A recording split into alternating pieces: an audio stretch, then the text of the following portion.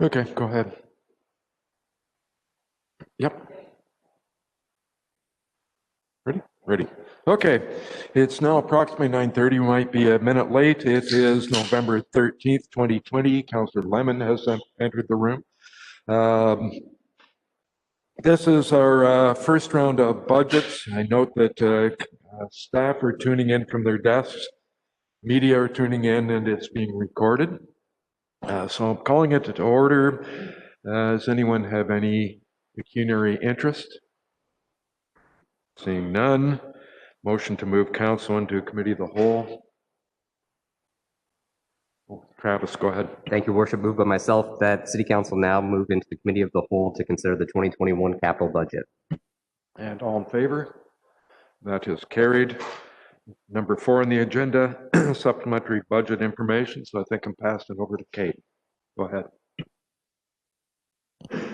Thank you, Your Worship, and welcome to our first draft budget meeting. The supplementary budget information is embedded into our presentation today, but I put it at the head of the agenda just so that you'd have those documents for your review over the last couple of days.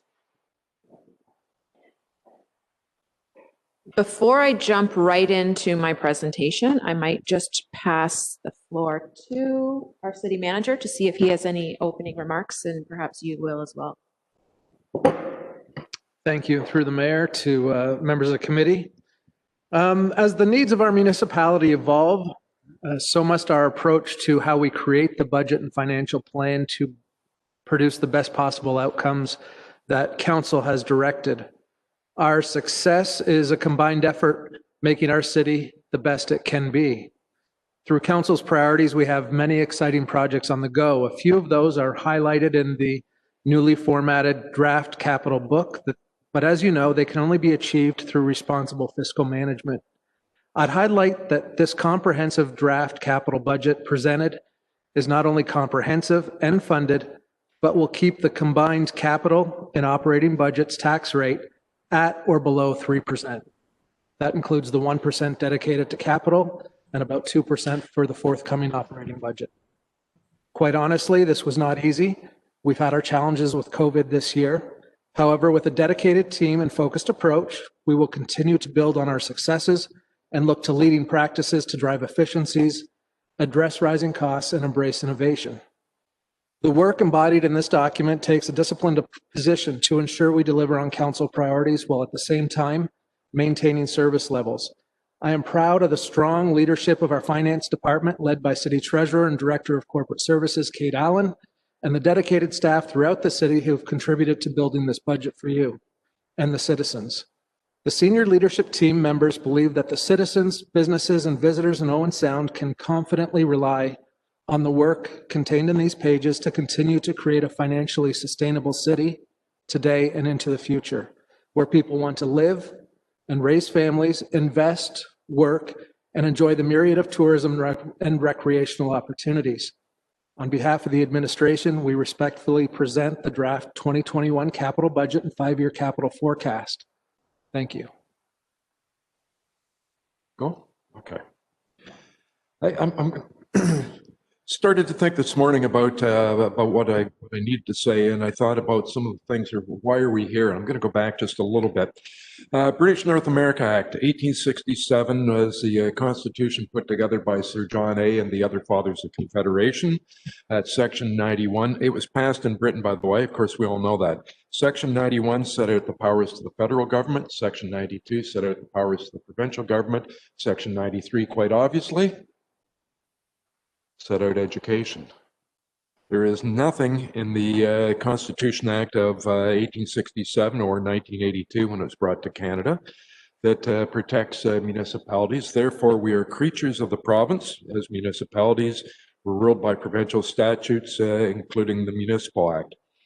Obviously, we were elected to represent the community to oversee the operation of the municipality. We have a duty or an expectation to act in the best interest of the community. And of course, when we look at budget, this really sets a lot of the agenda for the next year of what we're going to fund and where we're going to go. I note under the Municipal Act, Section 290 tells us that we have to do a budget for the following year and the year previous. So that's exactly why we're here. And I did have a quote, but I'm not going to say it. So, oh, Kate, this is wonderful. You're the best. Go ahead. She instructed me to say that. Go ahead.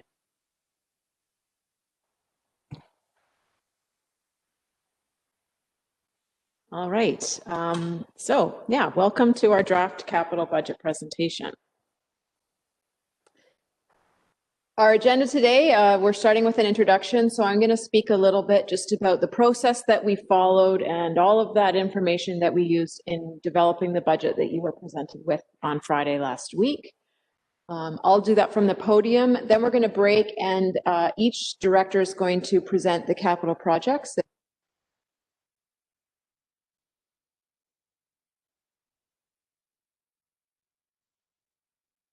We have lunch coming. It's coming from European Bakery. And then this afternoon, we'll finish up the facility projects, citywide priorities, and any new fleet, as well as a short summary of police capital. For the most part, we are going to be following the order of the document that you received on Friday. I will just note one change. We are going to, when we get into the capital projects review, we're going to jump from Appendix A to Appendix C, and then back to Appendix B, then D, then E. So there's that slight change. As a result, there's sort of three different things that we're following along. There's this presentation, which has slide numbers. There is the document that you got on Friday, which has page numbers. And then there's the actual agenda that was published, which also has page numbers. So as long as you let me know which item you're referring to and which page number, I have all three prepared to pull up so we can follow along that way.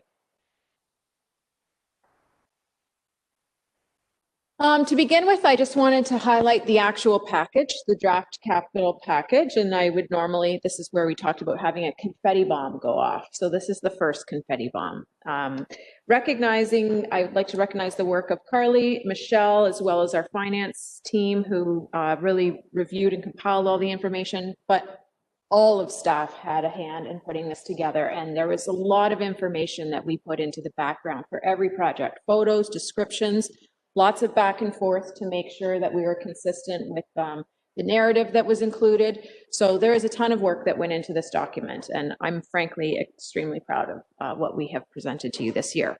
Ultimately, this draft budget package will be consolidated with our upcoming operating budget package that we're going to be looking at in early December, and we will have a complete budget book that will be available to provide to the public for your own resources, and that's what we'll ultimately be approving in January.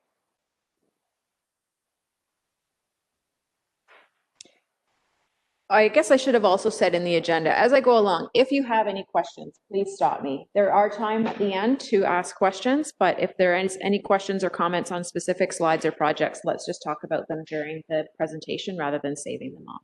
And on that point, put your hand up and just shout, because I may be looking down and not paying attention and looking around as I'm reading the documents too. So how did we get here? This is the process that we followed as staff, and it began with council in a pre-budget session and what we coined the call to budget survey.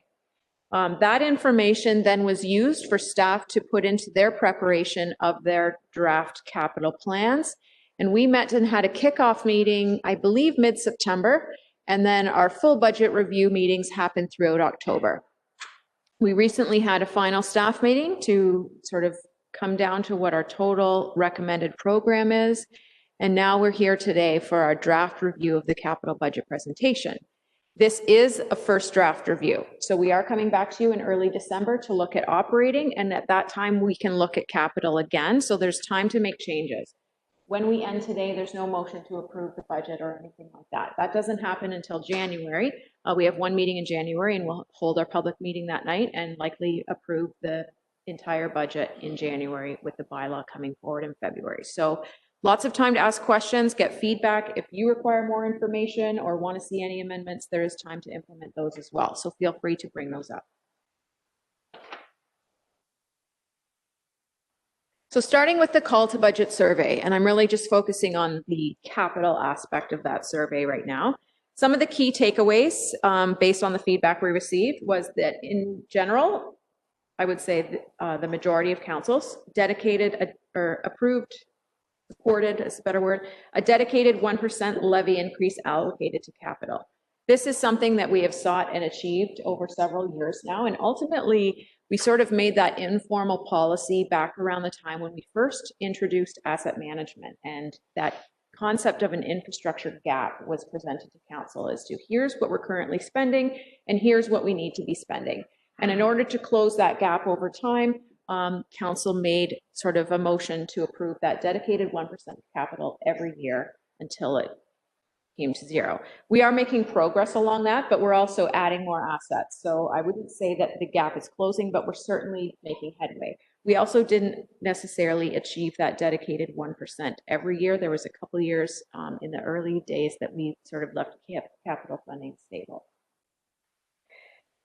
It was unanimous that the top priority was roads and roads related projects. And for many roads and some derivation of roads were all three of their top projects. So in response to that, this budget allocates 100% of our current year federal gas tax dollars to the asphalt resurfacing program.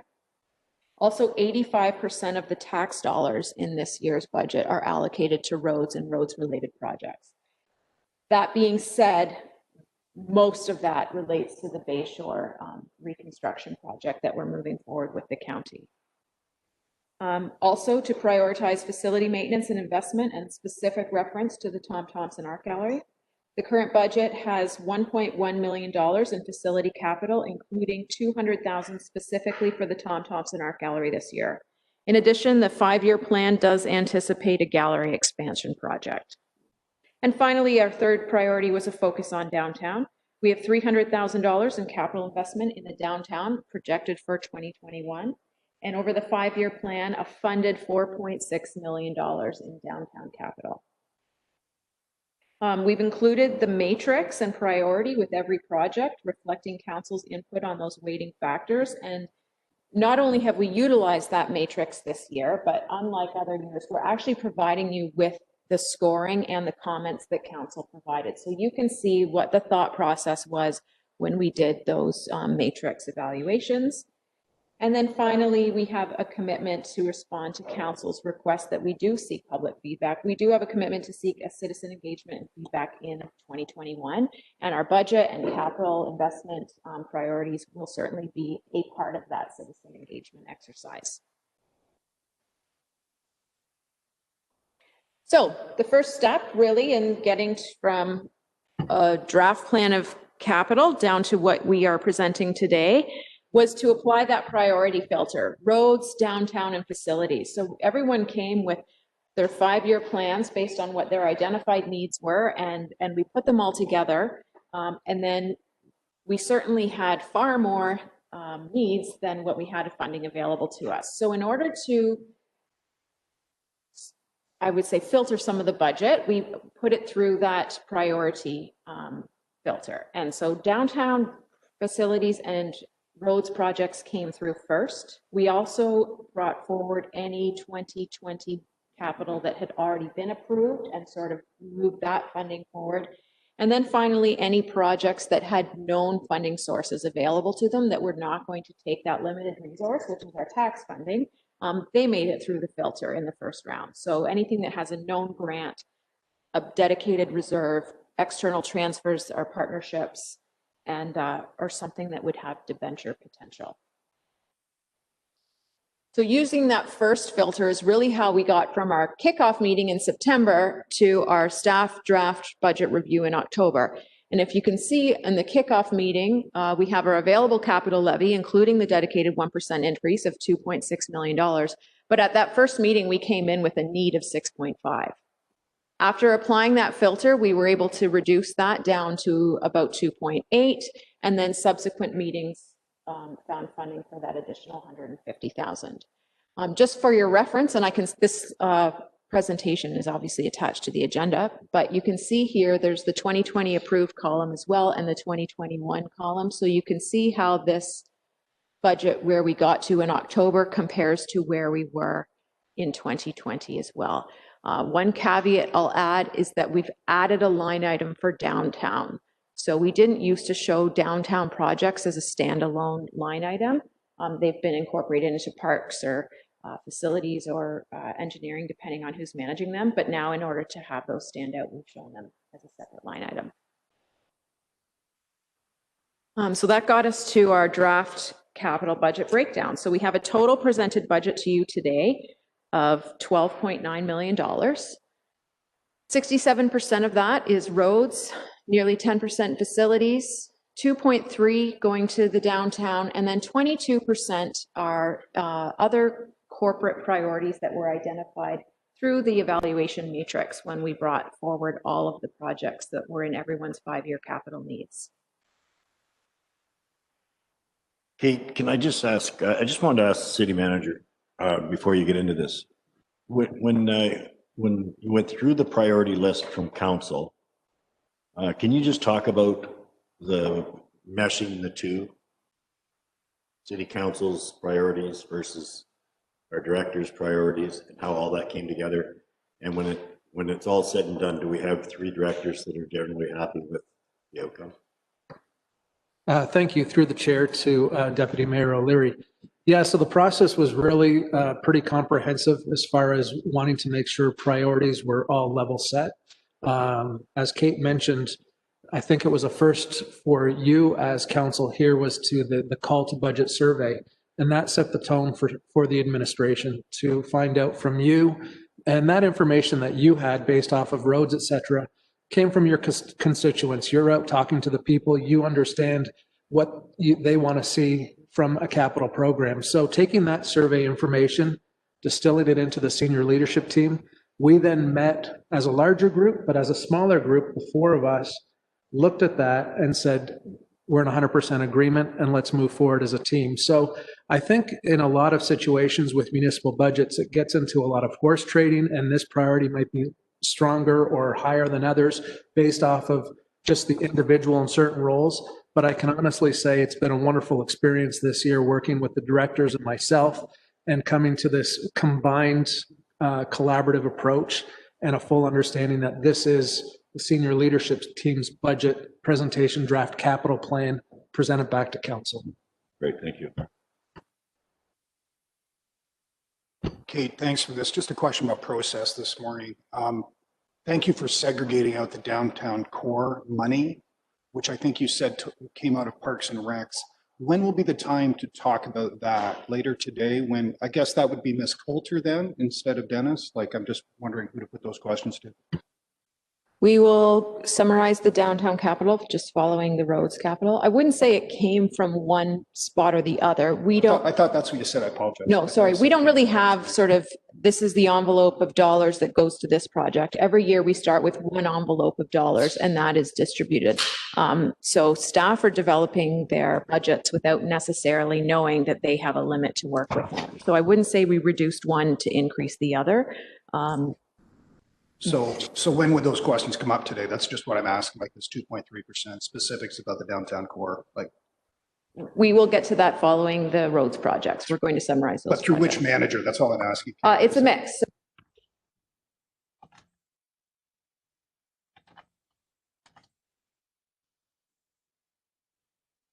So we went through the priority of getting through those 3 top items, carried forward capital, as well as anything that had known funding. We still then had an abundance of projects. The next step was to provide, to sort of use this priority matrix in order to put all of the projects that we had in a prioritized order. This matrix also was developed with the aid of the council survey. And you may recall as you answered it, there were certain questions about which ones less importance, balance importance. Based on all of council's answers, the software actually took that information, averaged it, and gave a weighting for each of these attributes, I would call them. So based on council's feedback, you certainly weigh operational performance as the most important factor to you. If the item is going to have a positive impact on our operational performance, it would be weighted much higher than if it was identified in an existing master plan. So while all of these things are considered when we are evaluating projects, and every single one of them is rated from 1 to 5 in your project summaries, a 5 in operational performance means a lot more than a 5 for master plan inclusion. And that is really what we used to allocate the tax dollars and put these projects in order. So I think that sort of alludes to how we determined how much money went to every area was based on this. The priorities were now out the window, and we were looking at every project on their own merits at this point, not whether or not it was roads, downtown, or facility maintenance. So now we get down to the allocation of tax dollars. So we have 84% going to roads. That being said, 70% of that is to one individual project. So if you take that out of the equation, as that was sort of a project we were committed to, we didn't have a choice, the county's moving forward. If we want to take advantage of that partnership, we're doing that project this year. So if you take that out of the equation, we're left with 15% of our tax dollars that are going to roads, just over 5% going to facilities, just under 1% going to downtown. And that's because we're able to leverage a lot of external funding available that's available to us for those downtown projects. And then we've got 12,000 for a new fleet asset, 4% to police, and 6% going to other citywide priorities. And that is how we get to the full budget summary, which is sort of the last section of the package that you were provided last Friday. That document orders these projects based on their priority scores from first all the way down to, I believe there are approximately 85 projects in total. I will point out that this presentation and capital budget today does not include any water or wastewater capital. We're going to review water operating budgets and capital budgets in line with the rate increase that we bring forward in the spring. So we're still relying on the existing capital budget that was presented the last time we did a rate study for those assets. And next year, when we come forward looking for a water rate increase, that's when we'll review the capital that's planned, as those two are directly linked. Water and wastewater capital don't impact our tax levy, which is ultimately what we're building here through this capital budget. The other item that's not included here is fleet and computer equipment. The city's fleet assets and computer assets are funded through reserves. As such, the cost associated with replacing those assets is managed through the operating budget. So we're going to bring forward those sort of reserve balances and needs at operating. That being said, it assumes that we're only replacing assets that we have. Any new fleet assets or anything that is not just a planned replacement has been presented for you in this budget. And the computer equipment and even things like fire bunker gear, stuff like that. Anything that has a reserve that is just replacing something we have because it's met the end of its useful life, we'll talk about that at operating time. I will note the third column and in your full document shows the priority score and then finally the total budget. We use that matrix to get to where we are today. There are projects that did not make it to this summary because they didn't score high enough in that priority matrix, or the timing made more sense to do them in a different year. The budget we're presenting to you today is fully funded. So we're not looking for council to help us make those decisions of what should we do, what shouldn't we do in order to meet that funding envelope that we have. That being said, it's certainly your prerogative to provide input. And if there is a project that you don't feel we should be moving forward with, or something that you truly believe is missing from this list, it's absolutely open to the floor for you to bring those up today or at any point. But this is a fully funded project or budget. We're bringing it forward to you for your information to make sure that you have the background that you need so that when you're out in the community communicating to people, that you have a strong understanding of why we're doing everything that we have planned. There is also included in the background information a forecast of our 5-year capital. I wanted to include this really just to emphasize this funded column. We have almost $80 million worth of planned funded capital over the next 5 years. Continue to make that dedicated 1% increase to capital every year. If, for example, we don't make that contribution this year, which works out to be about $300,000, the impact to how much capital does not get funded in this chart would be 5 times that, because you lose out on that room every year subsequent to this year. It's compounding. So based on that and some anticipated grant funding, some anticipated debenture usage, we're able to fund $80 million worth of capital in our planned capital for the next 5 years. The next column shows, based on staff's 5-year plans, what their asset or funding requirement is. It's closer to 86 million.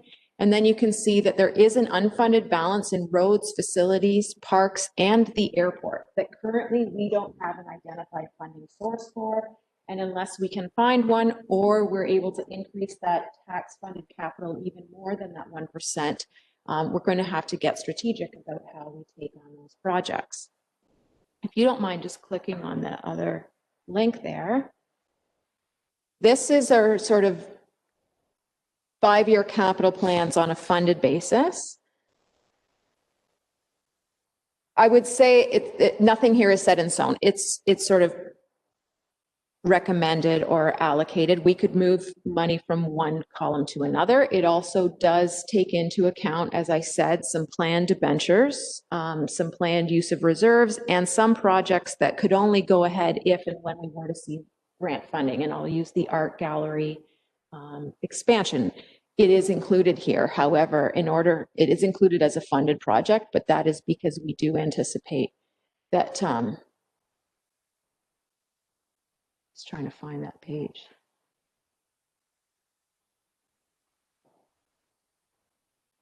I can't find it right now, but it does anticipate that when we do move forward with that project, we'll have some external funding and donations to offset the cost of it. If you look at the very bottom of this page, we have sort of the funding sources. So the top line here is what the total capital program is. And then that second last line is what the available tax funding will be, assuming that we do continue to do that dedicated 1%. And then as you can see, our shortfall is fairly manageable for each of those years based on this proposed funding model. So that is in your supplementary information if you have any questions. You can go back to the presentation. Please, Brianna. The other thing to keep in mind is our future debt planner. So we are right now committed to debenturing the tax-funded portion of the 10th Street Bridge that is not covered by the Connecting Link grant. That was a decision that was made at the time that we moved forward with taking that project on. So we know by 2023, we'll likely have a new payment coming on of about $750,000 a year. And what we do right now is, with our total debt load, as payments mature, we kind of hang on to that payment space and we allocate it to that year's capital budget. And then when the new debt comes on, we are able to issue that debt without there being a tax increase on the total levy. So as long as we keep that payment available space above zero, and as you can see near the end, it potentially drops below, but I expect by 2029 we'll be able to find this and make sure it does balance. So in that 5-year plan, this does anticipate financing via debt the 9th Avenue East construction that is planned for 2022, as well as potentially all the phases of the Alpha Street reconstruction that are included in the 5-year capital plan. Other than that, there's no room for new debt. There is an informal policy from council that we will not issue more tax-funded debentures than the level that we've maintained historically. It's not, I think we're planning to bring forward that debt policy for council's approval in the coming year as we are reviewing our policies. But as we're looking at 4 funding sources, I would just say that debt, unless you are willing to increase your principal and interest payments in the operating budget, we don't have any more debt available to us. Also, I won't necessarily open it, but I did include for supplementary information, all of our existing debt, what the payment is on every project, as well as what the last payment year is for each of those. So when we get to get that money back into our balance. And I believe we have about $4 million a year that we're actually paying in debt payments every year currently. That's split between water, wastewater, and tax. Hey, just for ease of reference, where is that? It's in your supplementary information.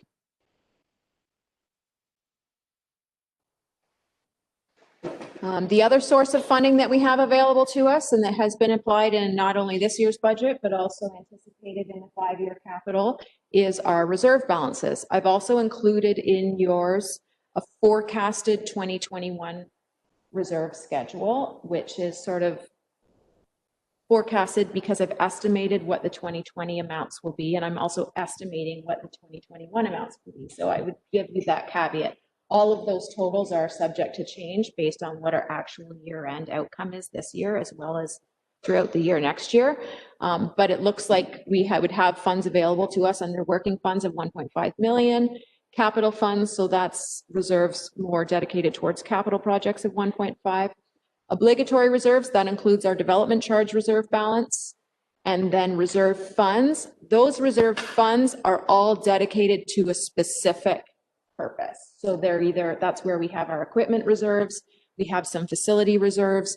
The large balance of that, about 16 million, relates to the GBE Energy Fund, which is still whole. And we use the income that that reserve generates currently to pay down the outstanding amount owing on the regional rec center.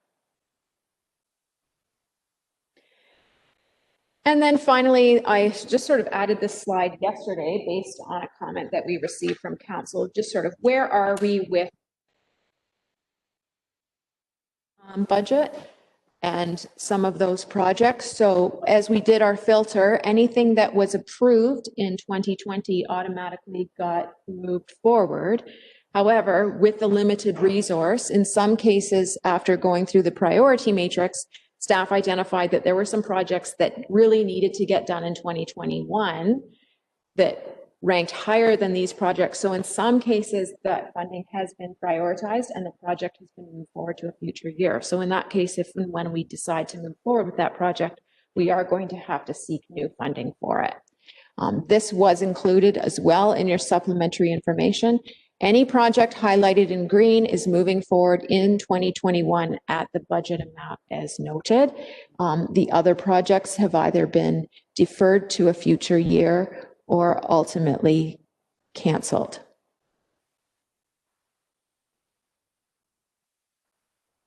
What's the advantage of carrying a debt load versus a philosophy of reducing it as quickly as possible?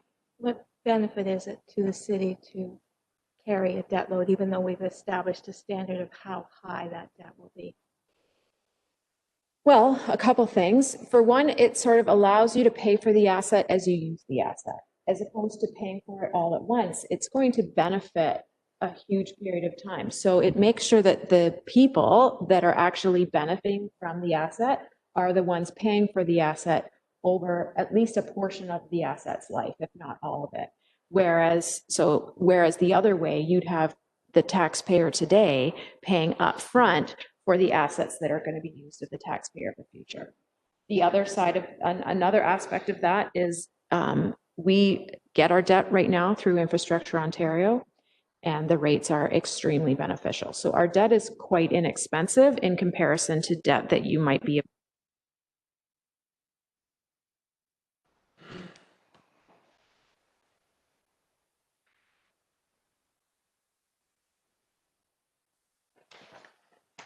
So a couple key points just before we get into our review of the capital projects. Again, we've already summarized this, but we do include a dedicated 1% levy increase to the capital program. How does that fit within the context of our total budget? And the city manager spoke to this. So the other item that council, I would say in general, supported was an operating budget increase in line with CPI. And that is certainly what we are aiming to present to you with our operating budget in December. So this capital increase combined with that operating increase of 2% should bring us at a total budget of under 3%. That's a budget.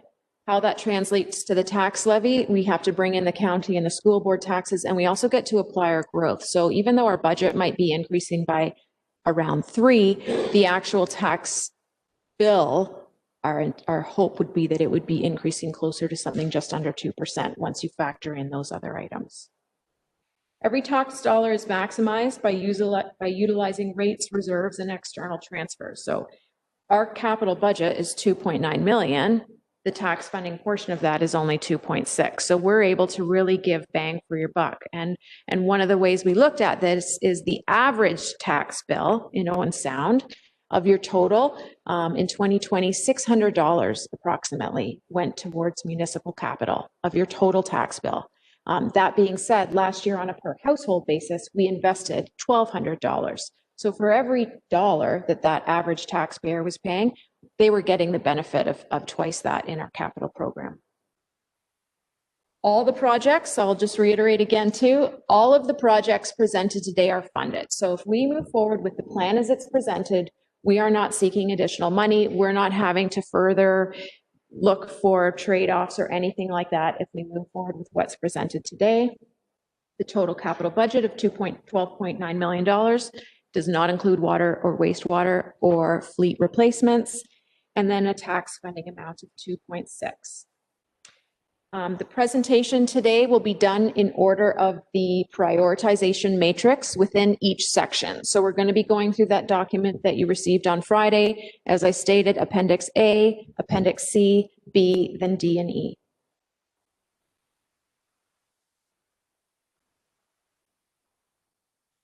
With that, I think, do you want to just take a quick 10 minutes and I'll let staff get prepared, and then Dennis is going to jump into the roads projects. Perfect. Thank you.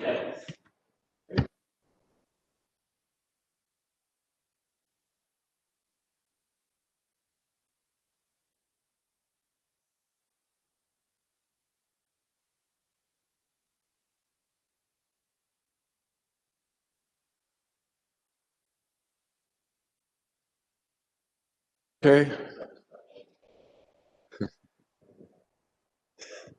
As Crown Attorney Ken Ray used to say, send in the next victim. Our foundation is here. Just as Dennis is getting set up here, I'll just, if anyone has any questions about what was presented this morning, seeing none, we'll move into our roads projects. So 7 projects in total. The first one being an update on the 10th Street Bridge. Thank you, Ms. Allen, and through you, Mr. Chair. 10th Street Bridge update. I'll be giving a deputation on Monday with a little more details than today. The bridge itself is done. Right now, we're just looking at all the finer aspects associated with tying the bridge into the existing roadways. And it's essentially like when you build a house. We have our electricians in working on the traffic lights and the street lights. We actually have the poles up, the bases are in, the wires up and pulled. We have done some resurfacing on the east side leading up to the bridge. So we've got 2 courses of asphalt on the east side and 1 on the bridge itself. The waterproofing had to be done before that. So that was completed this week. We got the masonry, the masons working on the post on the bridge. They're actually using a product from Ledge Rock, so it's nice to use a local product tied into the bridge. They actually look really neat. You'll see some really detailed pictures on Monday. The water main is in on the west side. It's being tested as we speak. That'll have to be tied in. Final connections have to be made. Once that's done, the curbs are in on all 4 corners. Now we just have to fill in the sidewalks and do the brickwork. They should be pouring some of the concrete today for the sidewalks on the east side. Once that's done, they can bring in their brick guy, paving stones, do the paving stones. So the project is going along, knock on wood, fairly well. The whole idea is that we will get the bridge open, hopefully very soon, and then really finalize it sometime in the spring with all the streetscaping associated with making the aesthetically pleasing on the 4 corners. So right now, we're still looking at sometime in December to have that bridge open to traffic.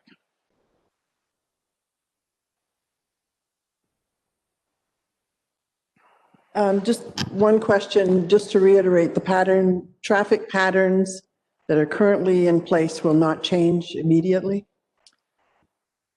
That is correct. We will try and get the traffic lights up and running with the timings that we previously had. We have been collecting a lot of data, but we're collecting data on the detour. So once we have all the new gear in, which we have, the MyoVision has been purchased, and that's the new traffic control devices. And you'll notice on top, they've got almost like a fishbowl camera. So now we can actually track where the vehicles are actually going. Like I'm turning off of First West and coming on the bridge and turning on to Second Avenue East, heading north again, doing that loop. We can identify that. Before we couldn't do that. So that'll help us with the new timings to improve the overall traffic flow along that corridor. And you'll see later on, we have additional funds available, or requesting additional funds for the last phase of the improvements along the corridor.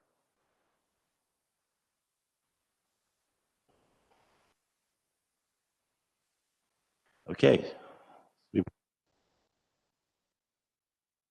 One of my favorite projects. I always joke every year about, I love the smell of asphalt in the morning. It's, to me, it's one of the greatest things. Even like this week when I went up to check out the bridge, just feeling the heat being generated from the asphalt, for me, that's like it's the wrapping on the gift. It's just, you're coming close to the end of your projects. It's, for me, it's the greatest feeling. And I love it. It smells like victory. Exactly. So anyways, this year we have a very robust resurfacing project being proposed for 2021. And again, when we talk about resurfacing, that's all we're doing. It's just working on the surface. This isn't associated with any projects with the replacement of water or sewer. So as part of our asset management program, we've adopted a PCI of 50, and that's a pavement condition index. And it's really an assessment of the roadways and how they perform. So for collectors and arterials, we've adopted a PCI of 50. And for local roads, we've adopted a PCI of 30. Now, PCI ranges from 0, which has failed, to 100, which is good. So we have actually adopted something that is very palatable in terms of being able to afford to present a program to council and to our taxpayers that we can actually achieve without really overextending ourselves in terms financially and with staff. I mean, if we try to score it higher or adopt a higher PCI range for typical roadways, I mean, that's all we'd be spending our money on. And really, we have to maintain a balance to ensure we have lots of assets and lots of facilities, and we have to make sure we address them all every year. So we have to adopt something that's we can work within our means. So for this year, we provided a tentative list. This is not set in stone 100%. There's maybe other roadways that council notices or that some of our constituents believe that have a higher importance. And if they do, we can review it and then compare it to what's on the list and almost juggle what's on the list. But Dennis, can I just jump in here? Sure. I just wanted to mention, I want to be careful here because I don't want to start a debate, but I'm looking at one of these streets that you have marked here, 15th Street West. Yeah. 3rd Avenue West to 4th Avenue West. And if I have the right place, maybe council or somebody can correct me, but over the Potawatomi Bridge, immediate right, follows around the bend to, daycare. I don't pretend to know the roads better than the Works Department. I know that there's all kinds of roads that need it, but my only concern, and I just want to mention this, is that road has a ball diamond on the left and a river on the right. Do we not have another place in Owen Sound that has a really, really bad road that needs to be resurfaced? If we have taxpayers living on the left and taxpayers living on the right, which would be ecstatic to get their street done. I just wanted to throw that out there because I don't want to really get involved in the decision making, but and I know that road is bad too because I've been around there, but I just wanted to throw that out that there's nobody living, and I think that's important. Oh, absolutely. And I agree with you 100%. I mean, that's one that I put a question mark aside just that we can review it and compare it to one other road that maybe scores quite That scores maybe not equally as low, but just as somewhere below 30 that, as you said, maybe is servicing taxpayers on both sides. Again, these roads, you know, even for this one here, I mean, it's gone to the point where it needs to be done. There's certain roads that, you know, eventually we have to get them all done, and I know there'll always be competing priorities in terms of which roads we do, but we can review the list and see if there's next one on the list that still scores below 30 that we might be able to exchange this one for, but knowing that we'll have to do this sometime.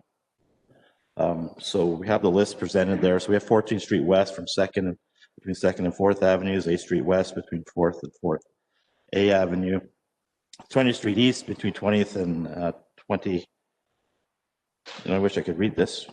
Sometimes I can, but anyway, 20th Street East, we have 9th Street West from 7th and 8th Avenue, 8th Street West between 9th and 10th Street, 16th Avenue East between 20th and 23rd Street. We've got 2nd Avenue East, the rear court on the 1200 block. We have a couple of people living on that roadway, but it's essentially, it's done. It's been pushed off for many years. Eventually, we have to get it done, and we're proposing to do it this year. We've got 15th Street West, the street that the Deputy Mayor brought up, 18th Street West between 5th Avenue to the west end. We've got 26th Street West from 2nd and 3rd Avenue, 9th Street A East from 8th Avenue to the east end of the street, and 6th Avenue East from 4th Street to the northerly cul-de-sac. Again, this is a tentative list. Before we actually, we'll be proposing this, you know, we'll go through the list again. We'll come back to operations. We'll come back to council and say, here's our finalized list. We want to get these tenders out as soon as we can. But again, it's just about putting numbers together when these type of tenders. It's not like there's any real engineering that takes place. So again, one roadway can be exchanged for another. Yeah, just instead of maybe saying which roads you're looking at, roughly how many kilometers do you think you'll get paved this year? That's a good idea. I wish I had tabulated that, but I can come back with that. Oh, okay. Yeah, that'd be good to know. Yeah. Just a question on the areas that you've identified. These are all road resurfacing Correct. with asphalt. What about concrete? Yes, and that goes hand in hand. Like we'll go out there and assess these roads, and determine how much curb and gutter has to be replaced, if any of the catch basins need to be repaired and or replaced. And that has another, you know, it forms part of the concrete replacement program that ties in with this. So we link them together. So when we put out our tender, it'll include both the asphalt and the concrete work that needs to be repaired. It's in many cases, it's not like completely replacing all the curb and gutter. It's just identifying the areas that need to be repaired, and those will be repaired as part of the program. So will we see a list of where the concrete replacement is proposed at some point, or operations committee or somebody? Yes, like when we put the final tender together, you just identify the amount of concrete that'll be associated with this specific program. Okay, thanks. Not to jump in on you, Dennis, but I just opened Chris Webb's summary of those sheets, and it's approximately 3 kilometers of roads in total. Thank you, Kate.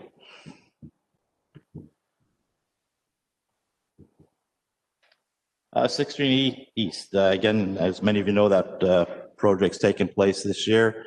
It's Connecting Link funding was what the driving force was for the project. We were hoping to do all the way from 9th to 18th. When the tenders came back, we were only able to complete up to 16th within our current budget. It did include water replacement and some minor sanitary work, including the sanitary lowering going across 16th Avenue. The project right now, they're right now they're milling and paving the first section up to 12th. They'll be continuing from 12th to 16th, starting hopefully next week. Most of the work will be completed this year. This road will be reopened. There'll be some minor work, including the sidewalk. The gaps in the sidewalk we plan to replace will probably take place next spring. And again, finishing off some of the landscaping around the tie-ins to the different businesses. Well, that's this year's work. So next one, Kate. So part of it is we realize that it is Connecting Link funding it is a Connecting Link. So we're able to actually, for every draw they have, we can make 2 applications. for Connecting Link funding because of how our city is with all the connecting links within our city. So what we're proposing and we've submitted is an application to complete the last phase of 16th Street between 16th Avenue, 18th Avenue. So the application went in last week. It's roughly a $950,000 project. Again, we have to replace some of the water. The water is relatively old, and it can't make it through the next life cycle of the asphalt. So adding another 30 years, the water won't last that long. That's why we're including in these projects. So the Connecting Link funding application included $450,000. And again, we'd have to provide about $50,000 of tax base to cover the road resurfacing for this project. So hopefully once this is done, and hopefully we're very successful in the application, and we can proceed with this project next year.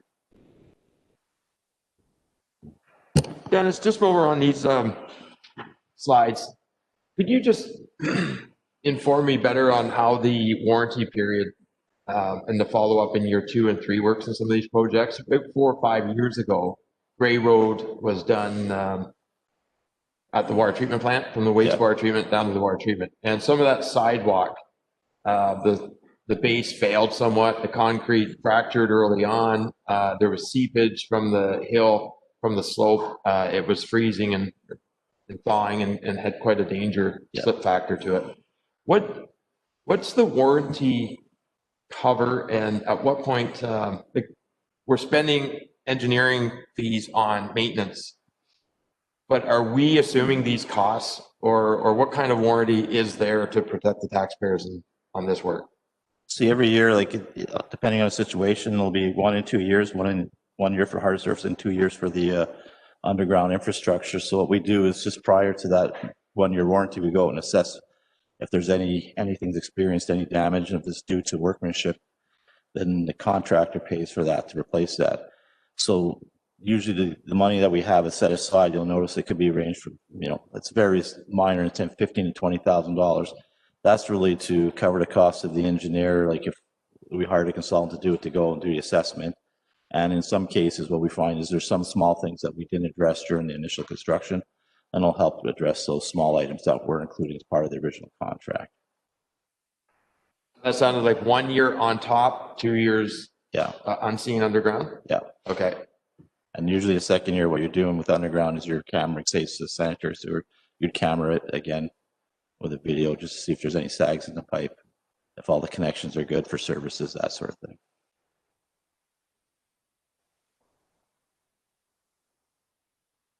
So this is the East Bay Shore Road. This is the big one. Every year it seems we have one major project, extremely major. This is it. This year, as council knows, we came forward with the first phase, which is the actual replacement of the East Bay Shore sanitary pumping station, where we're combining 2 pumping stations into one. Again, in the long run, that'll save us both money and construction costs, as well as maintenance costs, because we're only servicing one sanitary pumping station. So once that is done, the contract's being awarded, work will take place over the summer, and the anticipation is to partner up with the county to finish that last section of East Bay Shore Road. That is a rural cross section as opposed to an urban cross section. And by partnering up with the county, they'll be covering all the costs associated with the road surfacing, some of the concrete work, all the retaining walls associated with ensuring the stability of that road. The city will be covering the concrete cost, for a sidewalk that we're planning on putting, or a pathway that we're planning on putting on the east side of the road that'll tie in all the way into the Goodyear site. And again, all the curb work along that stretch of road to create more of the urban cross section. Again, the major thing here is we have to place sanitary sewer. We've got to replace the force main that ties in the sanitary pumping station with the existing gravity sewers. And as people know, you've driven that road probably quite a few times, and you can see it's reached the end of its useful life. You'll see that it's become destabilized at the top of the hill. We have to replace that retaining wall. But those are all portions of the contract that the county will actually be covering. So this is a great opportunity to stretch our dollar as far as we can and really eliminate that last orphan section of East Bay Shore that needs to be replaced. And we've done this in the past when we did in front of the, that section that's in front of the wastewater treatment plant, and it works very well. We're responsible to administer these contracts. And, you know, we look at every detail, so it gets completed to both the satisfaction of the city and the county. And this is what's being proposed for this year. They are putting forward the project themselves. Again, we want to be ready. We have our contract ready. So as soon as we get approval from both council and the council at the county, that we want to try and tender this project right away so we can get some good pricing.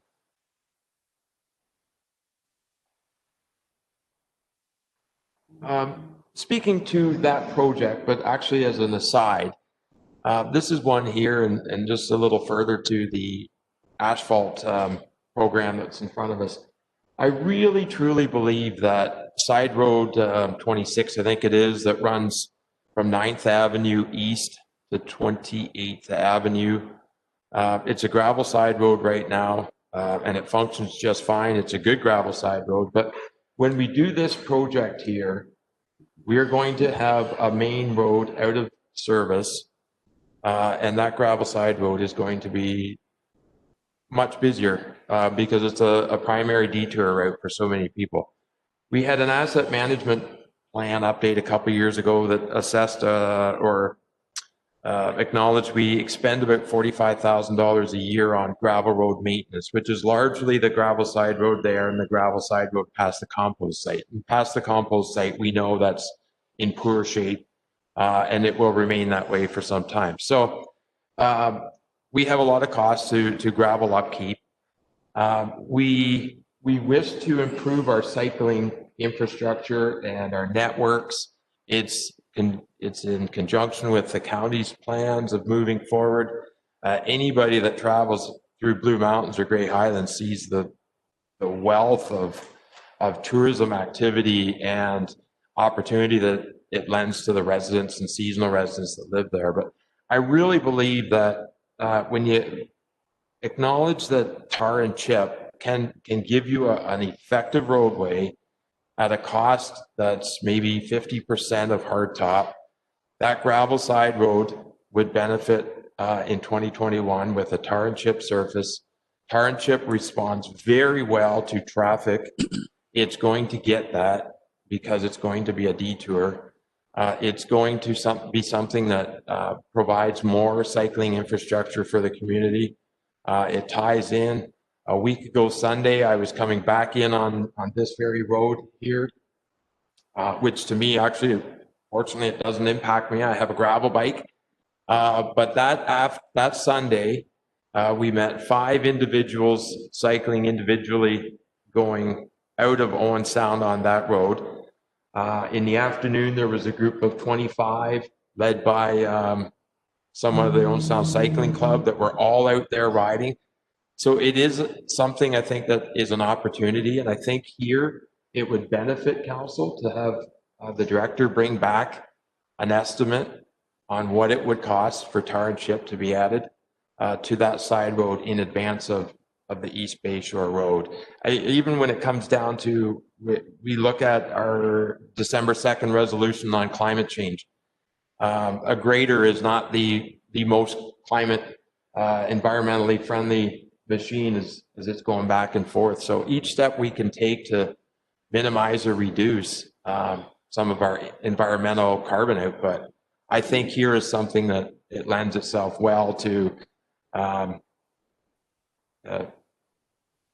many different things. So I wonder if I could make a motion at this time that the director bring back a report for the December capital discussion on an approximation on cost to tar and chip that side road. Motion's there, discussion. Go ahead, Brian. Just quickly, like, I think I would support that motion. I don't know my county roads very well, but out by Town and Country Nursery, they've done tar and chip just recently. And once you get up to the trailer park and turn right, that's all tar and chip all the way to Kilsyth. And it's amazing how that it turns into, it's just like asphalt, like after it hardens. Really is good stuff. Anyway, I'll support that motion. Other discussion? Seeing none, then I'll call the question in favor. Carried.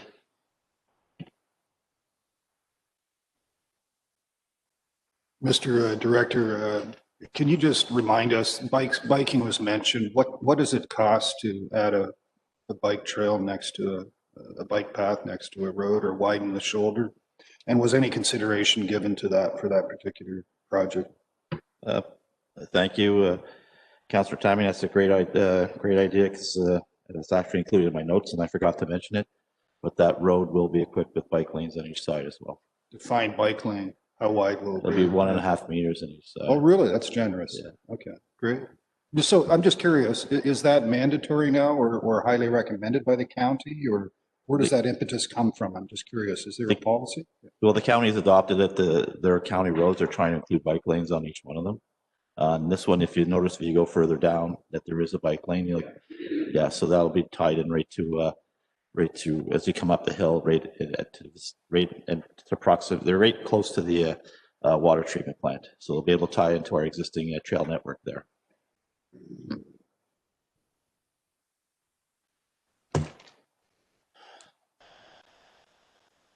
Tenth Street corridor. This was mentioned earlier. Again, this will be the last phase of this project where we'll be purchasing equipment, helping pay for some of the programming associated with the new controllers. And this will be all linked with improving traffic control along the 10th Street corridor.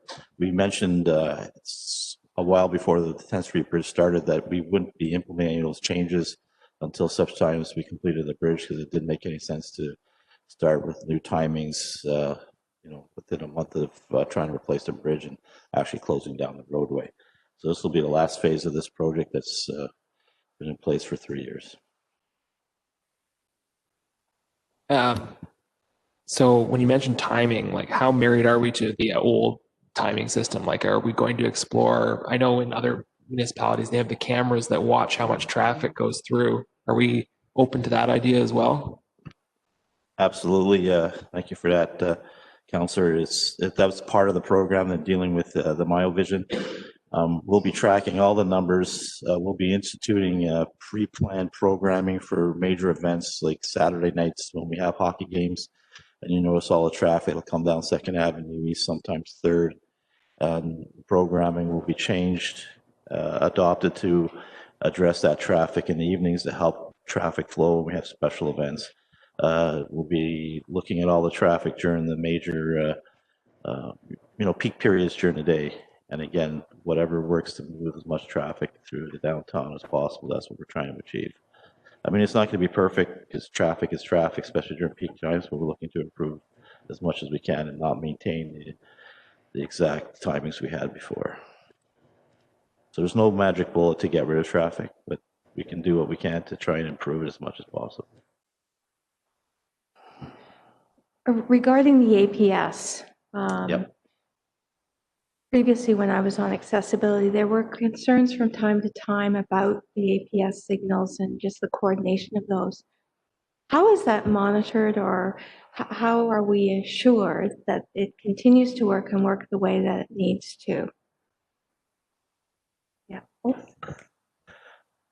can probably answer that one, and maybe Pam can help me with it. But like we're just replacing all of the APSs on 10th Street, aren't we? That is correct. Yes. Yeah. So that's, and the thing is, the same thing is once they're all installed, we make sure they're working correctly. And then if anyone notices there's something wrong, they can contact us immediately and we'll have staff out there and or a contractor to fix them. But this will be all brand new the latest state-of-the-art equipment that we're putting in. So recognizing the APS are for those who absolutely need them, you're waiting for a concern to come forward rather than just even a quality monitoring system to test the signals at the APS? Well, these will all be brand new. So before that, we actually, as we install them, we make sure that they're working properly and in accordance with the manufacturer specifications. And we test them. Yeah. Okay. Yeah. Thank you. Thanks, Mayor. To Dennis, we hear more and more about technology improving municipalities' abilities to capture red light runners, for example. Red light runners. Is the integration just about there with the technology that we're looking at implementing, or is it still outside of what we're of what we're implementing here. Well- If council down the road wanted to look at red light cameras, for example. Yes, well, we can, like this technology will help us identify the intersections that are problematic with people running the intersections. It can't be used for enforcement, but then we can, if council too does decide to choose or to go with red light cameras, that's something that can be implemented in the future. Correct.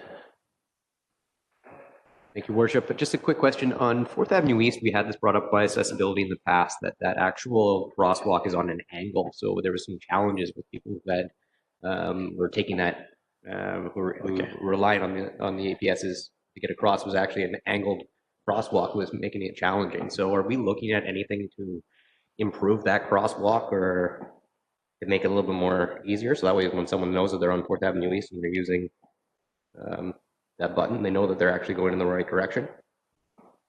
You know what I'm saying? Yes. We'll look into it.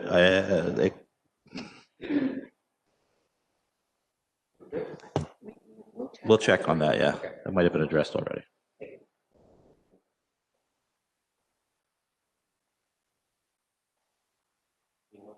Oh, yes, absolutely, yes.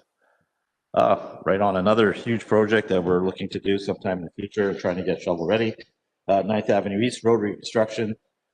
Given the ongoing development that we see that's currently taking place with Richard Graham's site in Adawa, these are two major projects that are infilling areas and increasing the residential potential for the whole area, and they'll use 9th Avenue East to service those areas. We also have another developer that's looking at developing a section just north of 20th Street. So what we're trying to do here is get shovel ready to actually have the detailed design completed this year for the total reconstruction of that last orphan section. I use that term quite a bit, but between 20th and up to 23rd, which will be, you can see if you drive on it, the asphalt's in poor shape. It's a more rural cross section than urban cross section. We want to be able to do this work, be able to,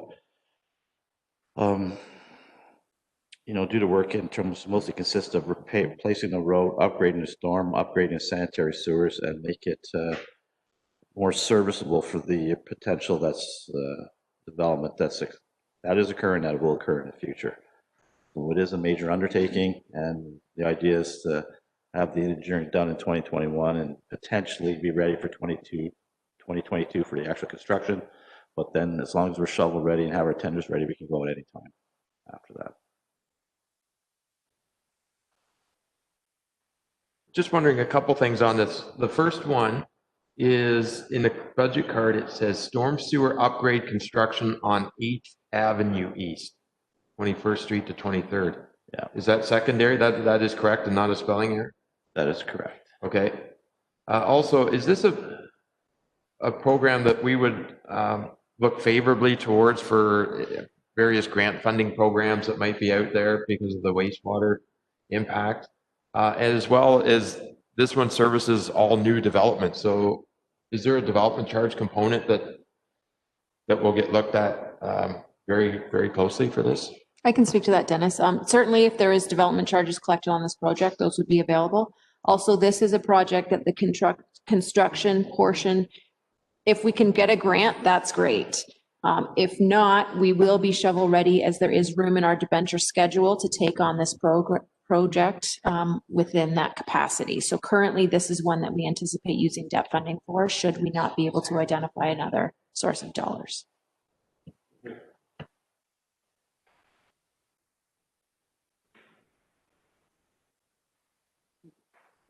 We've also got a development along there that's waiting for this, do we not? Yeah.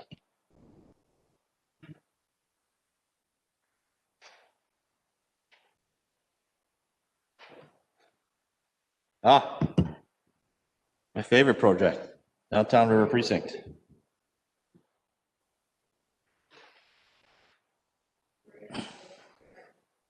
Sorry, we're in Appendix C. I will open that document.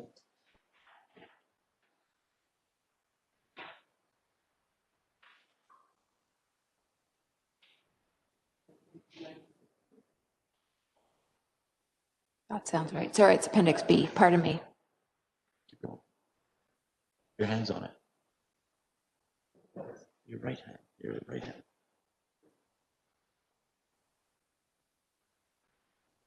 Yes, thank you. This is well, I'm not going to mince words here. It's a great project. We saw how successful phase one was. We can just see, even during COVID, how well that was used when we had the music at the market. I mean, we had that running, I believe, for 9 weeks, 3 days a week. Even in poor weather, people were showing up to listen to the music and take part in the festivities. This is just a great investment in our downtown core. It does attract a lot of people. There are 4 phases to this project. We did complete in phase one, probably the most, we'll call it the most expensive, well, I guess it was the most expensive phase of the project, and with great success. This next phase is really what we want to do is do a somewhat systematic approach to this project and actually continue with phase 2, and that's the 900 block at First Avenue East, make it to the bridge, and then in future years come down on the west side, again do the 900 block and then 800 block. So moving forward, we want to do the engineering in 2021, and then every subsequent year we do construction. And if we move to the, you can actually see the phasing of the project. We have engineering take place in 2021 for the next phase, and 2022 would actually be the actual construction. And again, the following year we do the engineering for phase 3, and then the following year do the actual construction. Was OCF funding available for this for the first phases? You know, as you make your way down First Avenue East and 900 block, I mean, there's not a lot of work that needs to be done there, but you can see there's a lot of businesses that use those river entrances, and you can see some of them have actually started painting murals in the back of their buildings. And it's very attractive. It's a nice walk. It links in with the bridge, and the whole idea is when we start developing these projects, it's really our downtown is our hub, and we have these spokes going out. And what we're trying to do is be able to link this with the harbor walkway, so to become a more pedestrian-friendly city. And these projects help. I mean, we can link everything, and we can have people in my neighborhood all the way from Brook walk all the way down, come through Kelso, make their way down along First, and then they can go whatever which way they get. If they want to come all the way down to the market, great, they can. It's wider sidewalks, it's friendlier, it's visually an attractive walk, and it entices people to want to get out more. And you know, we have 3 great seasons, and then we have winter. Well, seriously, we have the spring, and even in phase 1, we've adopted, you know, like trees and stuff that actually flower. You know, we're trying to create that atmosphere, like when you're in BC and you have the cherry blossoms that flower in the spring. And then we have, we're lucky enough that we actually have a fall where all our leaves turn different colors. So there's always something attracting people downtown and getting people to walk. So, and this is the next phase. It's the cost. It's the least expensive of the phases, but it's just a systematic approach in trying to deal with this project. So I walk that street just about every day going down to the bridge. It does need some real tender, loving care, and I think it'll give the opportunity for some of those businesses out there, even if they have parking stalls on the back, they can use those parking stalls, or as we go through there, they can actually create little decks out back and have provide something that's taking advantage of one of our natural features, which is our river. So, and you know, go across Canada, you'll see all this, and we are a smart city, but all the smart cities take advantage of these natural features. And whether you're in Quebec City walking along the St. Lawrence River, or Montreal and Old Montreal, or if you're out in Vancouver walking along making your way to Stanley Park, these are all taking advantage of the natural features. And we made that commitment this year or last year. And you can see we're almost finished. We almost got the bike shelter up today. So it's our last little thing left to be done. But I make a joke about it, but I mean, most of the work was done. It does look attractive. I mean, no one can say that wasn't a great project. Dennis, when you do continue north on First Avenue, is there consideration given to lighting as opposed to decorative lighting? Because I think that's a section that should be well lit. Absolutely. And like what you can see is how many lights we've actually put in here as part of the first phase. I mean, it's again about making people feel safe and comfortable. And lighting does have, play a big part in that, especially when we get to this season and the time to go back. I mean, we had a great November to remember so far. Who's to say that's not going to happen in the future? So, but yes, lighting will play a very important part.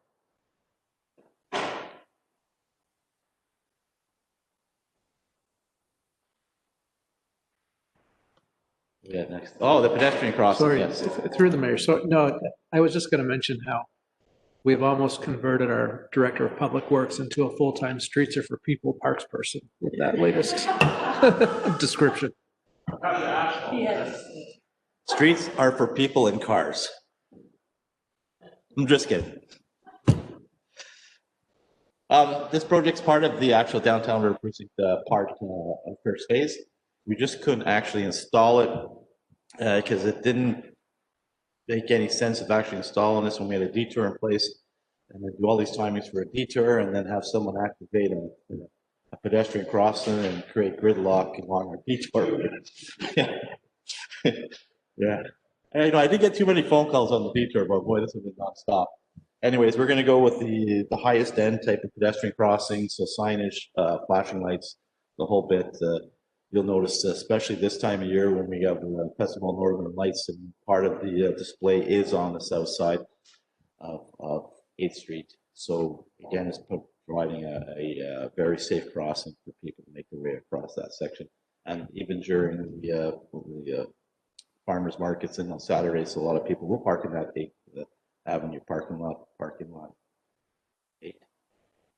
First Avenue. Parking lot 8. So again, this is about creating a safe mechanism for people to get across the street. And it was included as part of the initial design of the downtown river precinct. Dennis, not to be negative about this, but will this crosswalk, is it expected to be used all the time? Like I know that it'd be great for market days. Like the traffic going across 8th Street is just crazy. But what's this going to do to our traffic Monday to Friday sort of thing and during busy hours? Do we really get that much foot traffic, and will we have the ability to not use that at certain times if need be? It's about creating habits. Thank you for that question. It's about creating habits. People are used to it. It's kind of hard to say we won't be using it, say, for certain portions of the day. It's something we can monitor. And I know right now, I mean, our concern is raised with the number of amount of traffic that may continue to use 8th Street. You know, as part of the detour now, a lot of people found that as a viable, I guess, a route to make it to the east side of town and to make it to the highway to leave the city. But there's the one down by Troy and AMP. Yeah, I mean, boy, that one can be a royal pain in the butt. Like, you know, you get somebody that sees one vehicle coming and they found that thing and just so happy to be able to stop the vehicle, and then you sit and you sit and you sit, and that one person, I don't know, it just seems like at some point. But these are different, right? This is just a flashing light. It's not like that's an actual traffic light where it goes run through a cycle. These cycles won't be as long. Right? So when the person crosses and then hangs a left and heads up to Leggett's, it won't turn green. It won't wait to turn green by the time the person's up to Leggett's and around the corner. These are just yellow flashing lights. Okay, then. You want to add? Thank you, Worship. I just wanted to mention, and Dennis wasn't here for a lot of the public consultation on the DRP, but we heard a lot a safe place in that area to cross 8th Street. And I think we will notice a big difference in terms of traffic when the bridge reopens on 10th Street with the traffic on 8th Street. But I think what we heard from the public was that it was really important for them to have a safe spot so that, you know, all along the First Avenue East area and the river, there would be a continuity and a safe place to walk. I think it's important as well to have this to encourage use of those parking lots that are up in that area for people that, as a convenience for downtown shopping or people working downtown and so on, but we need to get those lots. That's a lot that doesn't get filled up a lot, I don't think.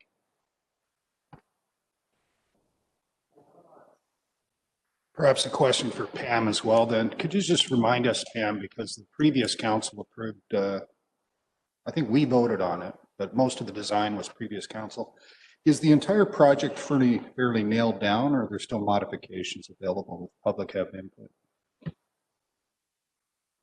Through your worship, and maybe Dennis wants to confirm, but the concept that was prepared has been approved.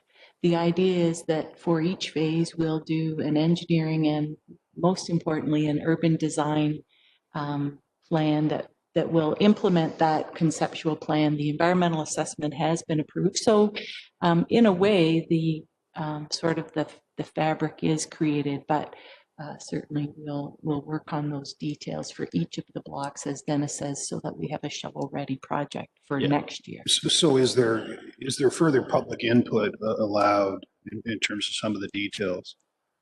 I'll give you an example if you don't mind. And I'm not, please don't laugh at the name. Pickleball has absolutely taken off in this town. And when I visit Italy, I'm always struck by how they integrate soccer, handball courts, lawn bowling, whatever, into the daily life of the city core. It's amazing what they cram in. So if, for instance, somebody wanted to lobby for something like that, is the cake already baked, or is that a possibility? Well, as Ms. Coulter said, I mean, the part of the EA process had a concept for this project, and really we've been using that as the basis. And so I would say it's about a 95% set in stone, and there might be some leeway to move, but not a great deal. I mean, that's the whole idea of when you develop an EA process, you're basing on a concept. And so like even this, we hired a landscape architect to work with us, but the first thing we showed them was the concept that was developed for the project. And they worked within that. I mean, they made a couple of little changes here and there, some tweaks, but if you look at it, you can almost overlay it. It'd be shifted slightly in a bit, but it's very close to what was what the original concept was. But that was developed for this project. So. Worship, I would just add, we did look in the early phases of the concept plan at park. And then what we heard through the public input was that that wasn't really respectful to the history of that park. So we took that out of the DRP plan and left that as a very passive sort of park of remembrance. But certainly there is another project in support of pickleball. I hear the councillor. I'm not sure in the 900 block there would be the space we need for pickleball, but there's certainly another area in the downtown where other animation might be possible. I think that's coming up actually in a while in the budget here. Thanks. Yeah, and just so council knows, we've retained the same landscape architect to work on the four corners of the bridge, just to try and maintain the same themes that were developed as part of the downtown precinct, trying to link everything together.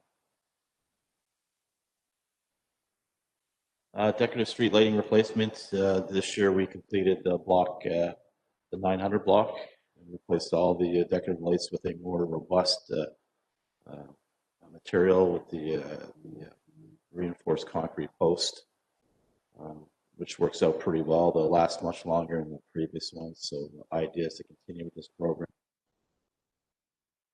We're finding some very strange deterioration amongst some of the existing infrastructure.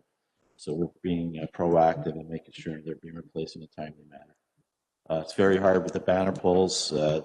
They don't actually make the banner poles the same material, so we did use our contractor to paint the existing ones on the 900 block. So everything was really nice and very upkept in that block. So the idea is to move into the 800 block with the next set of lights.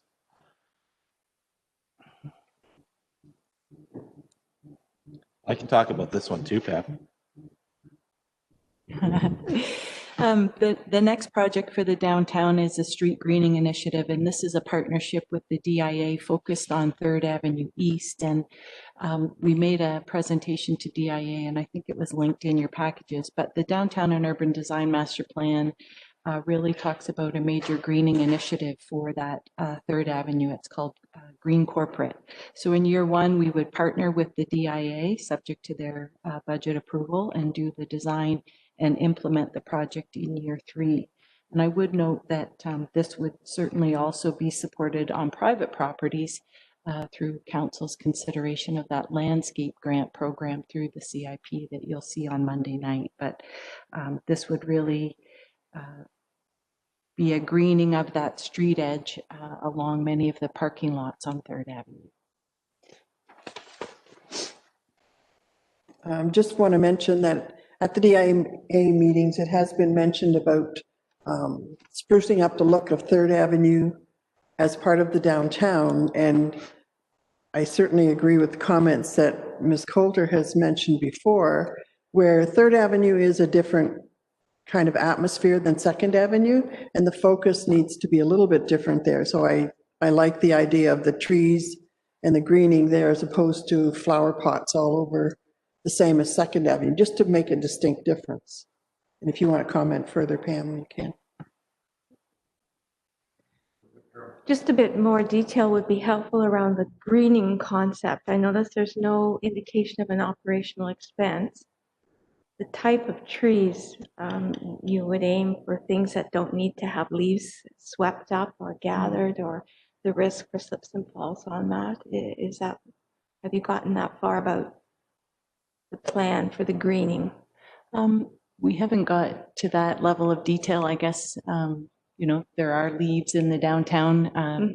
Hopefully they're not too much of a hazard, but the idea would be that it would be fairly low maintenance. So while the beautification on 2nd Avenue with the pots and planters requires daily watering, the idea would be that these trees would be started with tree watering bags, but then be relatively low maintenance.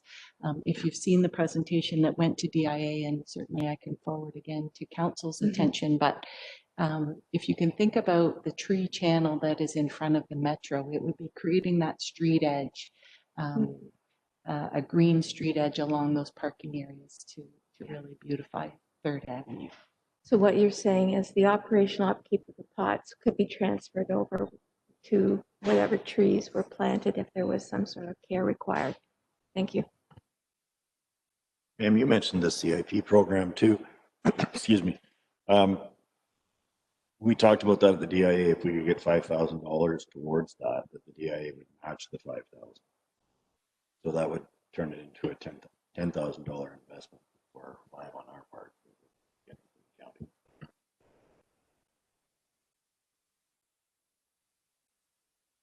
Or is it not tied into this?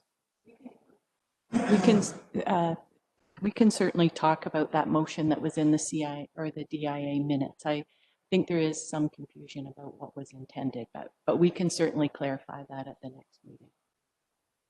The next project is the downtown wayfinding signage, and wayfinding signage is really important to our image as a city, and it's important for residents and visitors. The official plan certainly supports wayfinding 2020. The project is underway. The posts are going in with utility locates. We are using that RTO7 standard. There's a slightly different standard for the downtown as opposed to outside the downtown. But this would be, last year you funded 22 locations outside the downtown, and this project funded through a reserve would be focused on the downtown, and it would also work to implement some of the recommendations out of that downtown marketing action plan and branding. This has parking direction as well, or not necessarily? It would likely include direction to parking lots.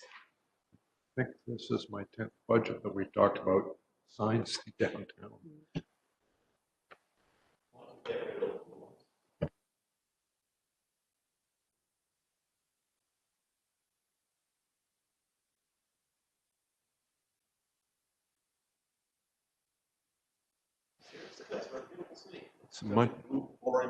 It's a Montreal Canadiens fan talking about the Toronto Maple Leafs.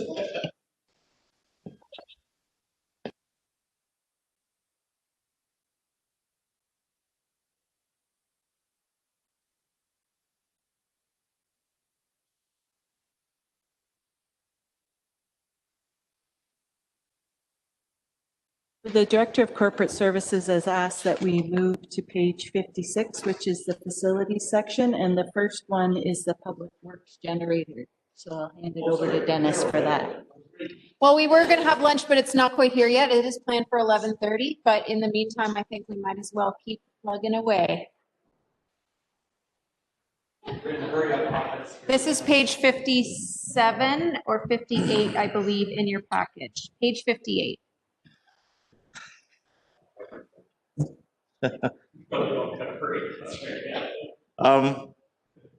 This is a project that's very near and dear to my heart. Having been up north, we made sure that all our facilities were equipped with backup generators, just in case, become more self-reliant in case of emergency. So I was very surprised when I arrived in Owen Sound and realized that our public works building, water distribution building, our gas distribution center, I guess you want to call it that, really wasn't equipped appropriately with a backup generator. We were quite lucky in the sense that we had to replace the generator at the East Hill Pumping Station. It got to the point where a decision was made. It was cheaper to actually replace the generator than trying to make repairs to the existing one. So we replaced that.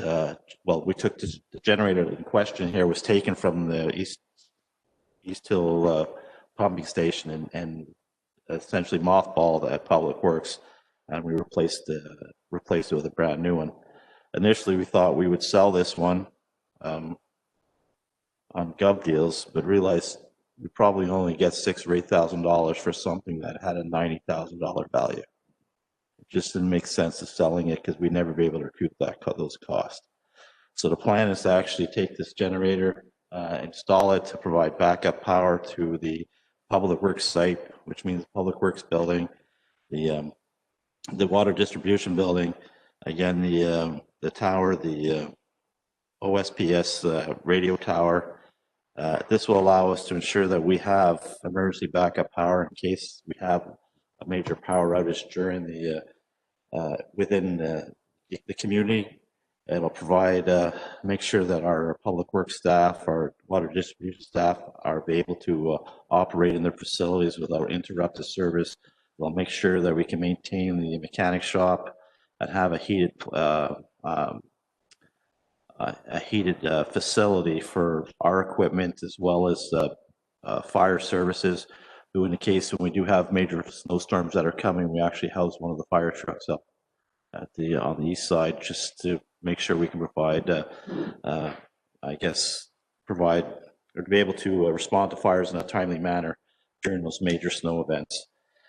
And again, the plan is also to move the backup emergency dispatch up to Public Works. Again, right now, given COVID, they're finding that the current one that's at the fire hall is not adequate to meet their needs, especially during the COVID times. So we'll be actually creating a actual backup dispatch office up at Public Works. And the whole idea is for a fraction of the cost of what it'd be for a new one. We'll take advantage of this generator that's extremely in great shape. The only problem with it was that the fuel tank actually rusted out and couldn't be certified again.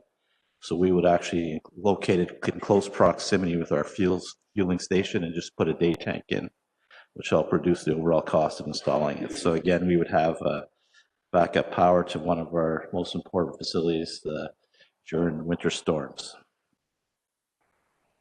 The next project is the Harrison Park sanitary connection. So this combines 3 sanitary projects at the park. Scott has a question. Oh, Sorry, sorry. I do. I'm just going to jump in. What other facilities in the city in the next 3, well, maybe right now, or next 3, 4, 5 years would also benefit from a generator? And this one's getting precedence over those, or is this that it needs a generator? Or at the Julie MacArthur? The backup power at the Julie MacArthur is just for the IT infrastructure. Okay. It's not for the rink itself. We do have backup power though with the Bayshore, one of the benefits of the field hospital has been that the facility was wired for direct plug and play for backup power, but we don't actually have a generator, but it's essentially ready for a generator. And the wastewater treatment plant has backup power. The water treatment plant has backup power. East Bay Shore. I thought we had an emergency contractor set up with Harold Sutherland Construction for a backup generator if something happens. Sure. We did have an agreement, but what we found is actually when we started looking into that for the field hospital, it actually is out of date, and not the agreement, but the actual equipment itself. So Thank you, Worship. I think that is a great thing that we should be looking at, and whether it's this budget coming back as a quote for that or in a future capital budget, because we're using that as our emergency housing. If there's a natural disaster or something, that we are going to be utilizing that service, so they should have it. That's one building I think definitely has to have a generator. So. This came up when we were looking at this building and putting generators onto the roof, and I'd suggested that we use some kind of a portable that we could move to different places as we needed it, but it didn't make sense. In this case, we have this public works generator. This one is coming from the water pumping station, correct? So it isn't going to go on wheels anytime soon. No. If at some point we wanted to, down the road, want to look at one on wheels that we could move from arena to arena, depending where our load is or something like that, or other facilities, that might be something we should do. But this one you're not moving, so it's going to be somewhere. The one thing I find about a matrix system is they're never exactly reflective. You rated this as high, whereas as our discussion unfolds, it almost sounds like it should be very high. But I know on a scoring tool, sometimes it doesn't always reflect that way. So how do you prioritize the timing to actually do something like this within a high schedule once this gets approved? Well, for this specific project, we're looking at trying to take advantage of a piece of equipment that we salvaged from another facility. Right.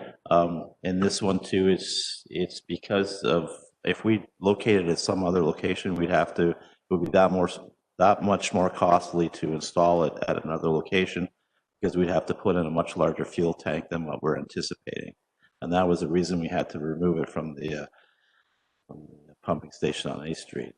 So all your points are great. To tell you the truth, all our facilities, especially when we're looking at our major recreational facilities, should all be equipped with backup power, because they will become warming stations in case if we had say we had, God forbid, should knock on wood, but an ice storm that knocks off the power.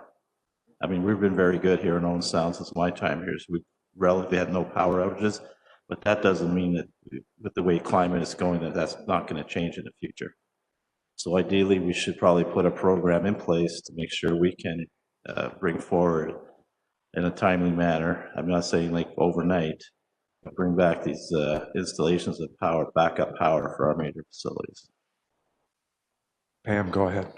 through your worship, there is backup power for the Julie MacArthur and the Bayshore in your 5-year capital plan.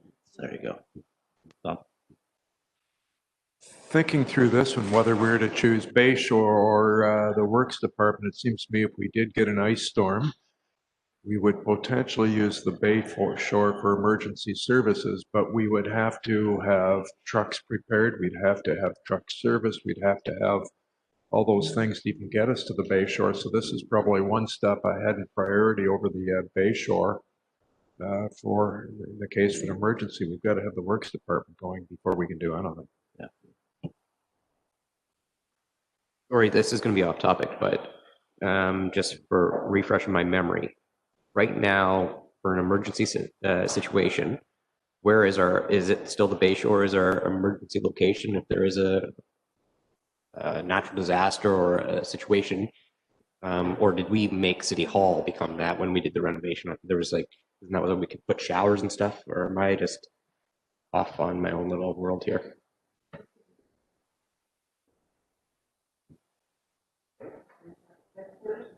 Well, headquarters, of course, we're going to have different options where we can go to, right? Obviously, it's going to be here. Our backup used to be at the fire hall or whatever it used to be, police station. But more importantly, it should be with the people. Where are they going if there's a natural disaster? And that's where once again, I'm glad to see here that that's in the 5-year plan, but I think that generator at the Bay Shore, I think, needs to be moved up higher than the 5-year plan. If there's a tragic event next year, it's great that we got the fire trucks going, but where the heck are we putting anybody else if the power's out? Where are those people going? So I don't know if that's emergency, whatever. The Bay Shore is currently a receiving center, which is just slightly different. This facility is our EOC. It's complete with the backup generator, there's showers, that type of thing for staff to be here in an elongated emergency if that was necessary. Can I just ask though, isn't that what's being proposed for the Public Works building? To be a backup center for EOC or not? It can be, but we're talking about the dispatch. Yeah. Just to follow up, and we're going way off in the wrong direction, I think, at this point. Seems to me we made some kind of decision around putting the big clock into the Bay Shore with regard to weight on the roof of whether that would be our emergency shelter or not in snowstorm, ice storm weight. And I can't remember if I'm remembering correctly or if we moved to somewhere else. Through you, Your Worship, there is a restriction in the winter months around using that. So the Legion, which also has a backup generator, is our emergency evacuation center. There we go. Thank you. Okay, maybe to get this back on track. Was Okay. it Dennis So- or Pam going? The next project is 3 sanitary projects at Harrison Park. The community hall, which is still on a septic system, and upgrades are going on right now in that hall to make the washroom accessible, the main campground washroom, and the pumping station. So the main campground washroom, as you will recall, got a big upgrade inside, accessibility wise, and standardization of fixtures and lighting in 2018, but the sewer is failing, causing backups into that building. The idea is to combine those 3 projects and hopefully get a better price. They're all very similar and all located at Harrison Park. And I had no idea that that hall was septic, and that's the last one, right? It is the last one.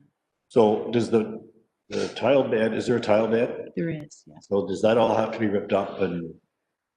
I think it can remain where it is. I don't think it's hurting anything, but we'll certainly, I'm just thinking about all those pine trees, like that'd just be a disaster. I don't know where the Right. bed goes there, but. it is south of the hall building, so it's sort of in that little open field.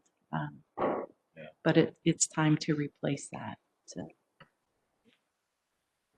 Next is the Harrison Park Workshop hot water system. So the existing hot water system, it's not really adequate for the shop. To fill the flood tank for the Zamboni takes 45 minutes and we run out of hot water. So this will be 2 natural gas tankless water heaters, 15 minutes to fill the Zamboni, and much more energy efficient. So it's a green initiative and it will also be positive in terms of staff time.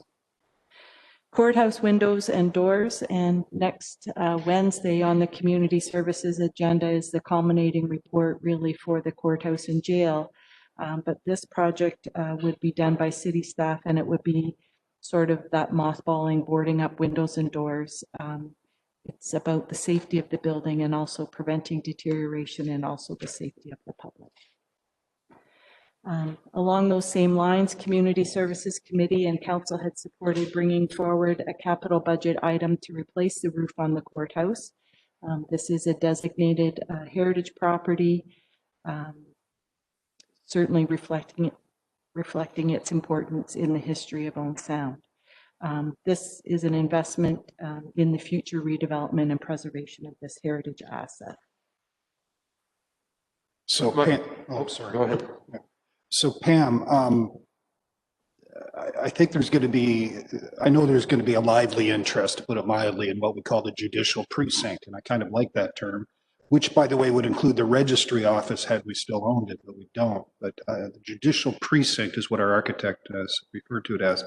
And I'm just looking at the capital spends proposed by Kate for the next 5 years. And just some clarification then, because all I see is the 20 plus the 100 here, and I see nothing in future years. And is that subject to a further discussion that we're going to have on the judicial precinct? I just wonder if you can clarify for the public. This specific project is, the future phases are to be determined as to how much they are, and currently they aren't funded in our 5-year plan. So either something else, they need to replace something else that's dollars for the future phases in that document. Okay, and I know this could be an hour-long discussion, but if the 120 is spent for the roof and the windows, does that mothball the facility in such a way that the parts that we absolutely want saved are sufficiently preserved for a 5-year period? Do you understand the question, Pam, or not? Yeah. Your worship, I think I do. I think I understand the question. The idea, and we've been asked to bring back a report on what would it look like to get heat in that courthouse facility. And I don't want to sort of preempt the discussion from Wednesday night and then council's consideration of the recommendation from committee. But certainly, I think it is important to get the building safe and secured, make a decision about the jail, at least a first step, and then make sure that the building is as secure as we can, and then put forward an earnest effort to hopefully find an appropriate redevelopment of that site. So certainly. Well, I understand all that. Maybe my question wasn't clear. I think the public would want to know, if we spend the 120, have we done what we need to do to preserve the building for the next few years? Like, is that the minimum necessary? And if that's not answerable at this time, that's fine. I would say, yes, it is a minimum to certainly preserve that courthouse in particular. Yeah, sorry. Just my question, this absolutely has to be done, the roof replacement, but I felt like mid-year, I saw a number come out that was about $68,000 or $70,000, and maybe that was within the Hazelton study where they had an estimate on it. So I just wondered how we went from 68, I thought I saw in a report mid-year, to the 100. Through your worship, I think the estimate mid-year didn't include any consulting. So we've included 100,000 and we presupposing new plywood construction costs estimates are going up. So we don't want to be running short, but it does include some funds for consulting if necessary to look at that, the structure of the roof too, if necessary.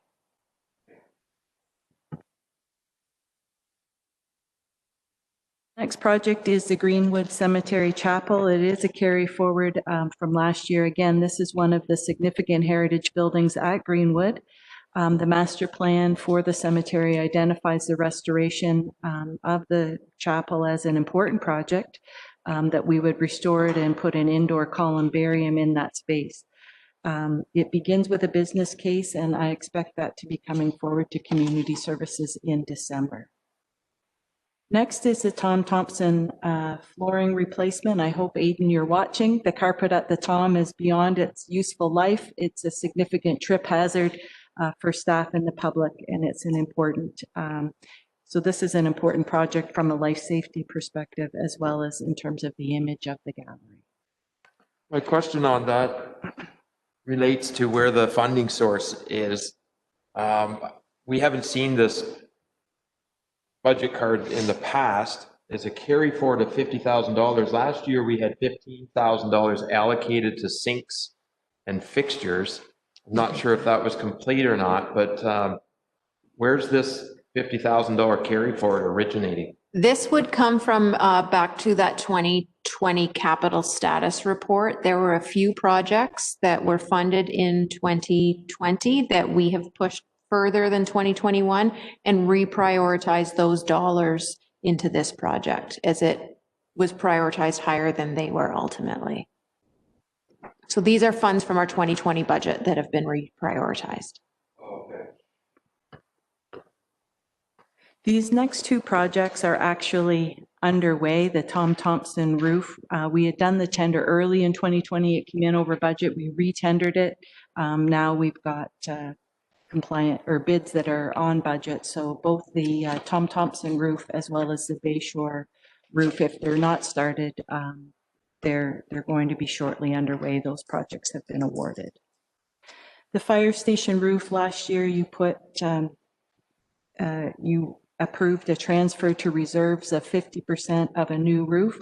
We're looking for another 50% in 2021 for a total of 350, and it would replace the existing flat roof at the fire hall with a 35-year expected lifespan. Pam or city manager, I'm not sure if this has been brought up or not, but $350,000 is a lot to put into one building. If there is ever a thought or a discussion going on about a new fire hall in a different location, and if that was within the next 5 years, I'd be disappointed in putting $350,000 into this. Is that even part of a discussion at this point, or where are we at there? Yeah, so through the mayor to Deputy Mayor O'Leary, certainly agree that as staff looked at this roof replacement, the conversation has started with staff on the notion of full replacement of the fire hall in a new location, as opposed to maybe a full rehabilitation or renovation of this fire hall in its current location. But there's so many factors that go with that as far as where to site a fire hall, even in its current location, with population growth perhaps up more on the east side. Does it make sense to keep it where it is? Does that make sense to be a sort of an outpost, like fire hall number 1 becomes fire hall number 2, and fire hall number 1 is a new location somewhere up on the east side? All of those conversations are going on, but I can say, to answer your question, it wouldn't happen within the next 5 years. I would say within the next 10 years, if we extend that one more cycle, at some point within the next 10 years, that will have to come forward. I think staff will be in a good position for next year's capital budget, and in that forecast to be bringing some numbers forward for council to start to put their mind around what that's going to look like and what would that entail. Okay, and if our next hire is a female firefighter, are we equipped for that in terms of the facility? Currently, we are not. I guess my question is, do we know that that roof replacement for the courthouse is accurate, around $100,000? Is that an accurate estimate when we look at a $350,000 replacement for the fire hall? They're different kinds of roofs. Kristen Schreider, our manager of property and parks, had done an estimate based on low and high tender results. So, and then she had also factored in the plywood for the replacement of the underneath, and sort of we did a range. So we expect that it's going to be enough. The fire hall is a different roof because it's a flat roof, but she does work with Garland to do a lot of her roofing estimates. So I expect that should be pretty accurate estimating.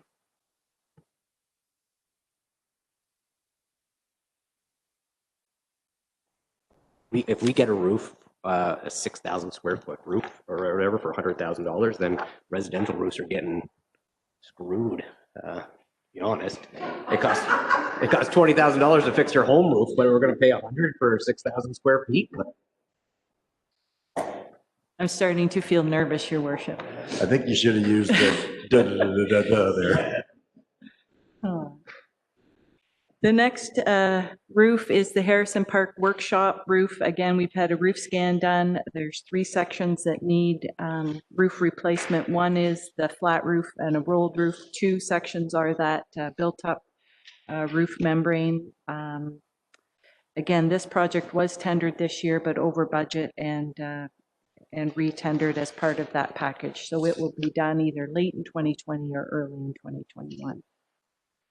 The next project is the East Side Boat Launch. This is a busy building. It was built in 1994 with the Scenic City Order of Good Cheer. It's a very popular location during the boating, fishing, bike riding season. The trail runs right through there. We've got the accessible playground nearby. So there's 2 parts to this building. One includes a men's and women's washroom, And then there's the former canteen space. So we would like to upgrade and renew that washroom, standardizing the fixtures, epoxy floor, energy efficient lighting, and making it as accessible as possible. I think mag locks were already installed, and we'd like to, right now we use this space for storing the city band, but we would like to explore potentially maximizing the use of that space and finding a new home for the city band. But this work would be done by city staff. The next is the grading around the Harrison Park Senior Center. It's a well-used global pandemic. The building's in good condition. We did, council had supported some work in the basement to address environmental issues. But we need to get the grading outside the building sloping away and get the eaves fixed. And again, this would be done by a combination of city staff and contract. The Tom Williams building, this is the washrooms at the Tom Williams Park. This building was built in the 50s. We do have the Tom Williams Fund, and Kate has emailed the administrator about this project. This is our only hardball diamond, and again, this would be doing partitions, fixtures, maximizing accessibility, epoxy flooring, painting, lighting, energy efficient upgrades, and new door openers. And again, mostly done by our staff with some contractors. Kate, do you know how much is in that Tom Williams fund still? It's a little bit different how they handle the administration of that fund. In the past, they have transferred to us the interest that the fund has earned, and then we've sort of allocated that money out. Now they're holding on to those expendable funds, and we're sort of sending them potential projects. If they approve them, which generally they would, then they transfer the money. So I believe we have available to us currently about $50,000 split between each one, but the money is held by the foundation until we submit appropriate projects. So really all we're spending is the interest on that money? Exactly. The endowment remains whole, and then the income is what we are allocated. Okay, thank you. Kate, is your next project the Public Works drainage channel? Yes. Thank you, Pam and Kate. This is to do a refurbishment of the existing channel that's in the Works garage. The current one is really not functioning at all. The idea of these drainage channels is to actually collect all the debris that's deposited by when we bring the vehicles in, especially during the winter times. You try and wash all the debris into the channels, and then you pump it up with a vacuum truck and dispose of it in an appropriate manner. Right now, they're becoming trip hazards. They're not really working to help us create a clean and safe workspace for our mechanics. It's an issue that's been ongoing, and we're proposing to replace it with something much more adequate to meet our purposes, including making a larger drain, making it wider, larger grates, so we can actually flush everything in there and keep the shop in a tiny manner to ensure worker safety, especially mechanics when they're working on the heavy vehicles. The next project is the Greenwood Cemetery office basement. So we had a designated substance survey done, and the abatement has been completed. The current condition of the basement is not acceptable, and the repairs will include the foundation repairs and rehabilitation. This is what believed to be one of the original. Next is the water bottle filling station. Council in 2017 had made a 5-year commitment to a program to add water fill stations. The detail sheet indicates locations where they have been installed, and it really is an initiative toward reducing the use of plastics. And potential locations for 2021 include the cemetery shop, Tom Williams Park, the fire station, and Kelso Beach. The cemetery parking lot, this really goes hand in hand with those basement repairs. Right now, water pools in that parking area near the back door with rain or snow melt. Unfortunately, the second picture shows how the water runs into that basement. So the idea is to implement a solution to get positive water outlet for that. stormwater. Kate, so that ends the facility section. If, So we are, sorry, we're doing a few things at once here. We have been made aware that the European Bakery forgot our lunch catering order, despite our contacting them this morning. So we have a backup plan coming. Sandwiches are being delivered from the Frog Pond across the street. I think that we're expecting them in the next 15 minutes at this point. So we can break now for lunch, or we can keep going and we'll just sort of keep our eye out on the hallway for when Frog Pond shows up. Keep going. So our next section are. I wanted to talk a little bit more about the water bottle filling station. Sure. Our plan is every year we will add some, is that correct? yes. And have we thought about having one out in near the market or at the back area here in the River Precinct area? Through you, your worship, if council would like us to explore a location there, we certainly can for 2021. I'm interested in that. I don't know if others are or not. Do we need a motion? It makes more sense to me than when we get to a point where we're considering the fire station or the cemetery shop, because I haven't recently seen employees going into work carrying a case of bottled water. Like, these places have taps. So when we get to points where we're trying to just put one in for the sake of putting it in, I'm very open to your idea of where are better locations or locations that these can be advantageous. Because once we get down to considering a fire station, then there's better things we can do with tax dollars than that. So can we have staff look at a location out there somewhere, please?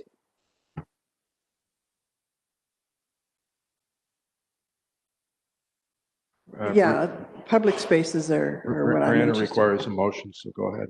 I'll make a motion that staff investigate putting a water filling station in the downtown River Precinct area, as well as any other potential public spaces that. Hey, Richard. Sorry, Richard, you had your hand up, I think. Just have a question about that, actually, that goes back many years to our last discussion about outdoor water fountains in Owen Sound. And our water filling stations subject to different rules, because as I recall, when we discussed the idea of putting a public water fountain in Ryerson Park, the answer was no, because we couldn't guarantee how often it would be used and how long water would pool in the piping and therefore become not good to drink. So I just wonder, when we talk about an outdoor bottle filling station, I mean, the one out in the hall here, there's a glass of water for me this morning when I came in. I know it's getting used quite regularly and you can check by the counter. But if we start talking about putting water filling stations outside in public spaces, how does that differ from the drinking fountain then? I mean, I'd rather see a drinking fountain, to be totally honest, if we're going to be putting stuff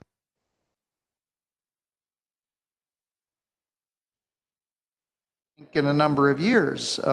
So that, just a question, because I remembered that last discussion we had about outdoor water.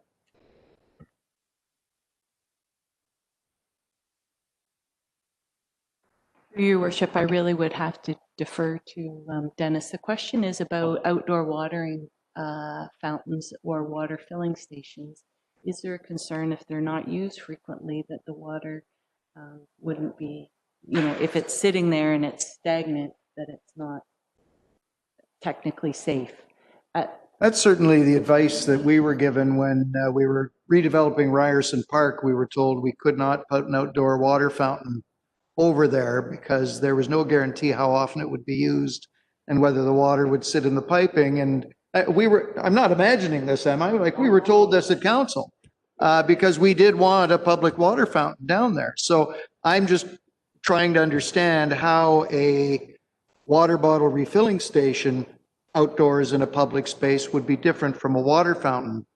Because personally, I prefer the water fountain if we were going to put something outside. I would go further than that. Can it be both? Can it be a drinking fountain and a water bottle filling station? Absolutely. I think with anything, you always worry about having the water not being recharging. That's the whole idea. I know in the past, I mean, really, you could put mechanisms in place. You could put solenoids in place where the water would run. If it's not being used, it runs by itself, right?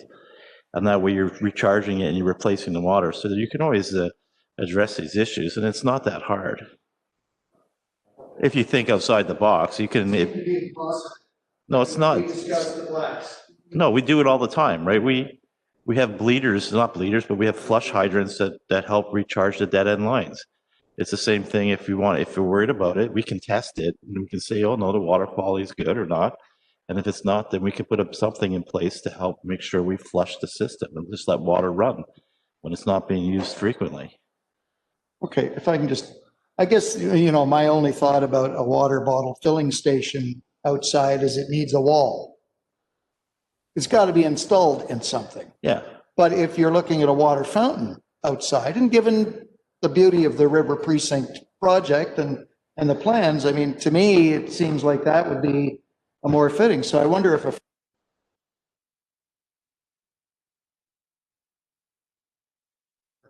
water for the public rather than just strictly focusing on water bottle filling stations. Without digging up roads and sidewalks.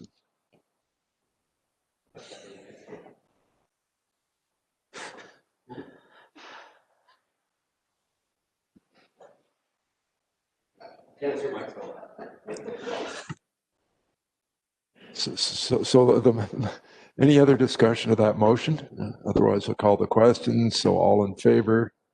That's carried.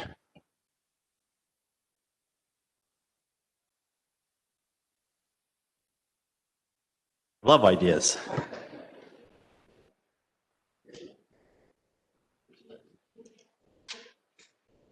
City, I'm just trying to determine the actual page here where we start on these. These start on page 108 in your books. And for the next section, we're going to walk through the first 7 projects. However, there's well over 30 projects in this section. So if there are, when we're complete this part, any additional projects that you wish to discuss under the citywide capital priorities Appendix D, please feel free to identify them and we'll be able to speak to them any specifically. So the first 2 are actually our first few are actually our top 5, within our top 5 projects overall, even though they weren't within those top council priorities identified as roads, downtown or facilities, but they are our highest priority projects. So we're going to sort of take turns here as well. So the first project is the Kelso Beach or the West Waterfront Trail Restoration 2019 and 20. The high water, wind, and wave action has had a significant negative impact on the storm outflow, the shoreline, as well as it's really highlighted the problem in the amphitheater with the high water table. In 2020, with Dennis's leadership and design, we've implemented a repair, and we would further this work in 2021. We require some additional funds to undertake some additional shoreline work, as well as a slight relocation and repair of that asphalt trail, which is pictured for you in the photo.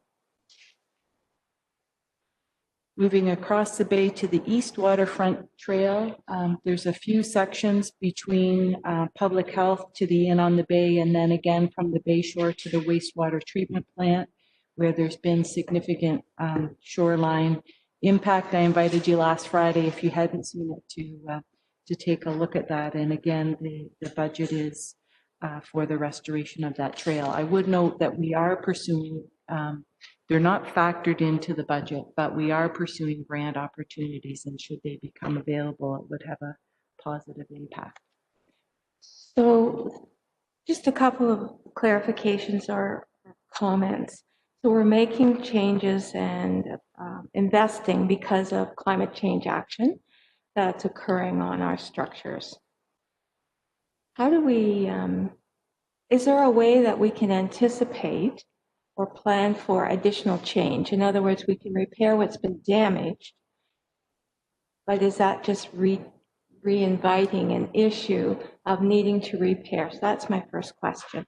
In other words, do we need to be thinking about moving location of certain things because of anticipated climate change? Through you, Your Worship, we are going to try to move that, respecting that it's a waterfront trail, we are going to try to move it into an area that would be less likely to be impacted by, again, resurgent high water. But the fix along the shoreline should keep the water from that space. So the other comment that would be helpful is to have a running tally, even from last year and ongoing, on all of the capital repairs or costs directly related to the climate change action on our certainly either infrastructure or certainly the walkways. It just would be interesting as we move forward to be able to collect that information.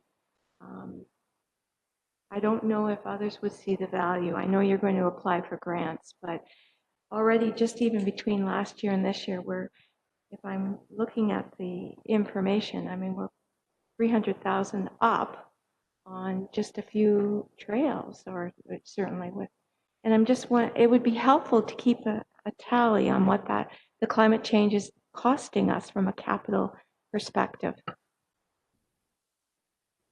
If I may, Your Worship, yeah, we can track all these costs. I mean, it's about making repairs and trying to install, I guess, devices in terms of breakwaters that not only are attractive, but that ensure that we're combating shoreline erosion problems. I mean, if we put the value of the land that we've lost because of that, I mean,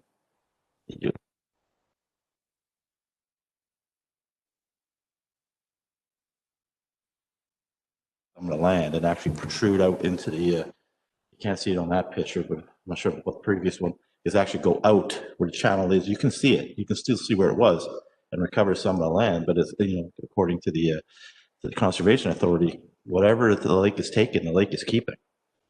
So now we have to make sure the lake doesn't take any more. So when we look at this, especially in this area here, I mean, I think we want to maintain a trail close to the water because of the location. I mean, it's the Inn on the Bay. It's a beautiful site.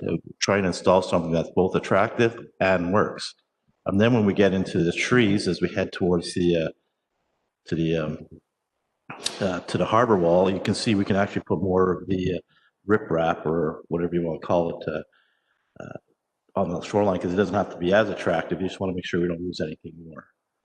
So we can keep track of everything. We are looking at this, as Pam said, looking at different mechanisms to help pay for some of this stuff. And there's both provincial and federal grants. One of the federal ones is just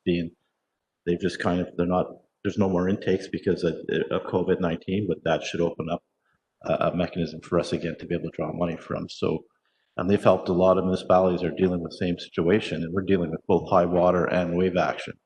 And that's what's killing us, is that wave action. And sometime in the future, we're going to have to put a breakwater out in the Kelso Beach area just to help dissipate some of that energy that's coming in the waves, because it's just something that we have to do, because these are we have two jewels in our city, right? We have the Kelso and we have in Harrison Park, and Kelso will be affected by climate change. More so than maybe Harrison Park, but we have to do what we can there because we're holding so many major events out there. I mean, it's a beautiful, it draws people into our community when we have summer folk.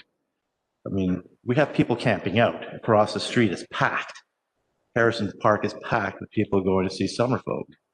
I mean, we have some terrific bands coming. The place is, I won't talk about my drinking habits when I go there anymore, but we have to keep these places going. I mean, this is a difference between us and Orangeville. Orangeville is boring. No, seriously, there's no water. I mean, you come here, you look out there, you're seeing we're doing everything we can to enhance our natural features, and Kelso is one of our features. The headline is. I'll intervene before Shelburne gets mentioned. And Dennis, I appreciate your passion for our natural features and stuff. It's terrific. Although coming from Yellowknife, it's nice to hear that. But along Councillor Merton's comments, I'm just curious. These are ad hoc and reactive, necessarily reactive spends. And I'm wondering, Midland, Collingwood, are there places that are now almost having a dedicated percentage of their budget to climate mitigation, waterfront communities? Perhaps Kate can speak to that. Are we aware of anyone who's starting to do that? Because I think it'd be an easier sell of any tax increases to the taxpayer to say, this is what it's going to.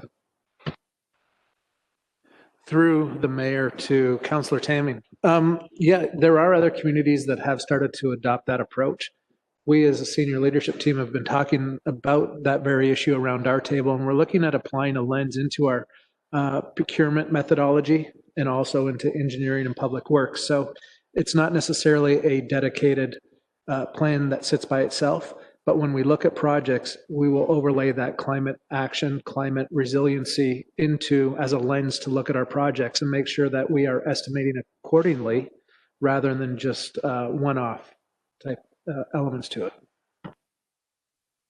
Just if I can toss in, the city's looked at the Kenny drain system for 15 years at least, and we've been doing, Jesus, probably 20 years, been doing piece by piece along there, and that is certainly climate change adaptation with runoff, with development of lands up there to be able to plan where it's going to run off and dealing with the sediment. So certainly before any of us were, Pam, you're maybe here, but any of the rest of us were around, the city's been working on this.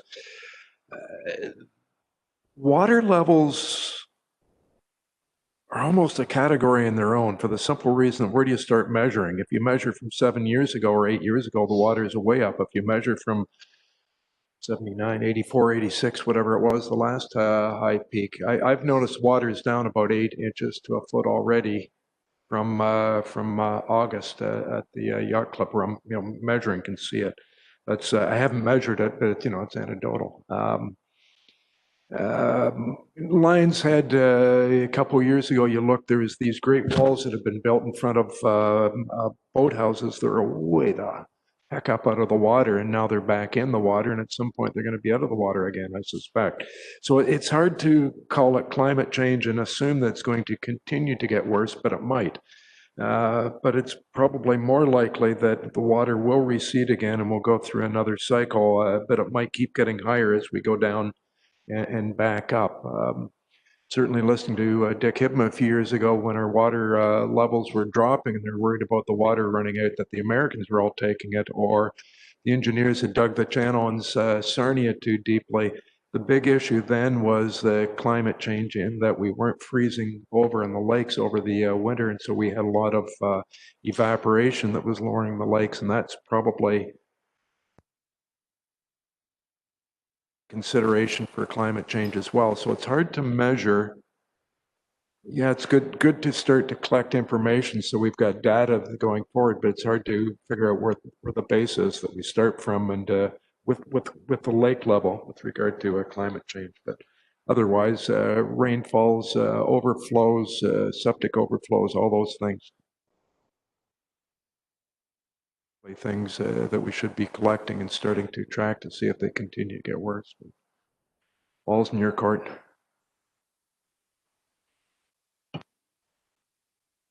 Kate, back to you. If I could just add, and I've got a question I'll get to. And about 3 years ago, I sat at a conference for the Lake Huron Coastal Conservation, and they had a speaker in from the National Ocean and Atmospheric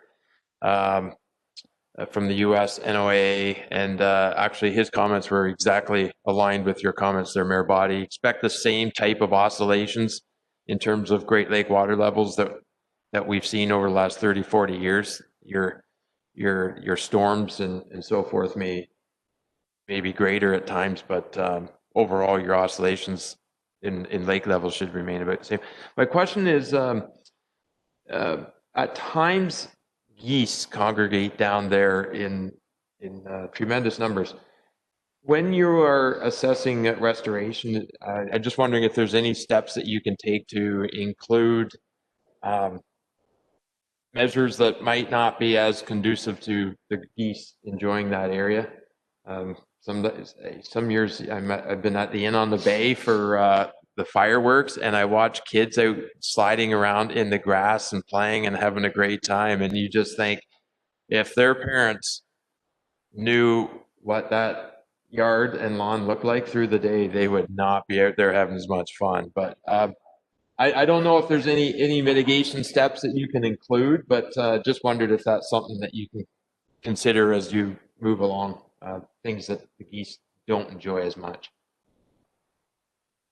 Maybe step downs like the Kelso Beach, the rock wall step down there looks really nice and proactive. I'm not sure if it's totally effective, but it's not as accessible for geese. Yeah, if I can just comment too, I mean, we have one real beach in our community. That's Kelso, right? So it's hard, like we've actually implemented a bit of a zero entry point where people can get into the water very easily. I mean, we'll have to maintain those key features because it makes it attractive. The water is nice and shallow, so when you have a young family, the place is super safe. And you know, like Pam said, off-leash dogs, my dogs can chase some geese chase my dogs. So it all depends on how old they are and how tough they are to the geese. And I know it's very tough. I guess there's always mechanisms. I know on the Bays tried that mobile, you know, it looks like a real dog. And I thought, wow, what a good dog, that coyote. I go, look at that coyote. And I said, yeah. But I mean, we've, like I just say from my experience, like dealing with wildlife, we had a landfill up in Yellowknife, same thing. We put those cannons that go off. And the birds were so smart, like in the this time of year when it started getting cold, because once they go off, they generate this heat. The ravens and the seagulls would get on them and wait, and then it would do a little click before it shot off. They would get off, walk away, boom. They'd come back, they get on it. For some reason, the waterfowl they adapt quickly to whatever mechanism you put in place. They realize we can do a lot of things, and I know I hate the goose crap too, but it's. So if we can train wildlife, can we get the beaver down there to start to eat the Phragmites? The beaver's on a permanent hiatus. Oh, jeez.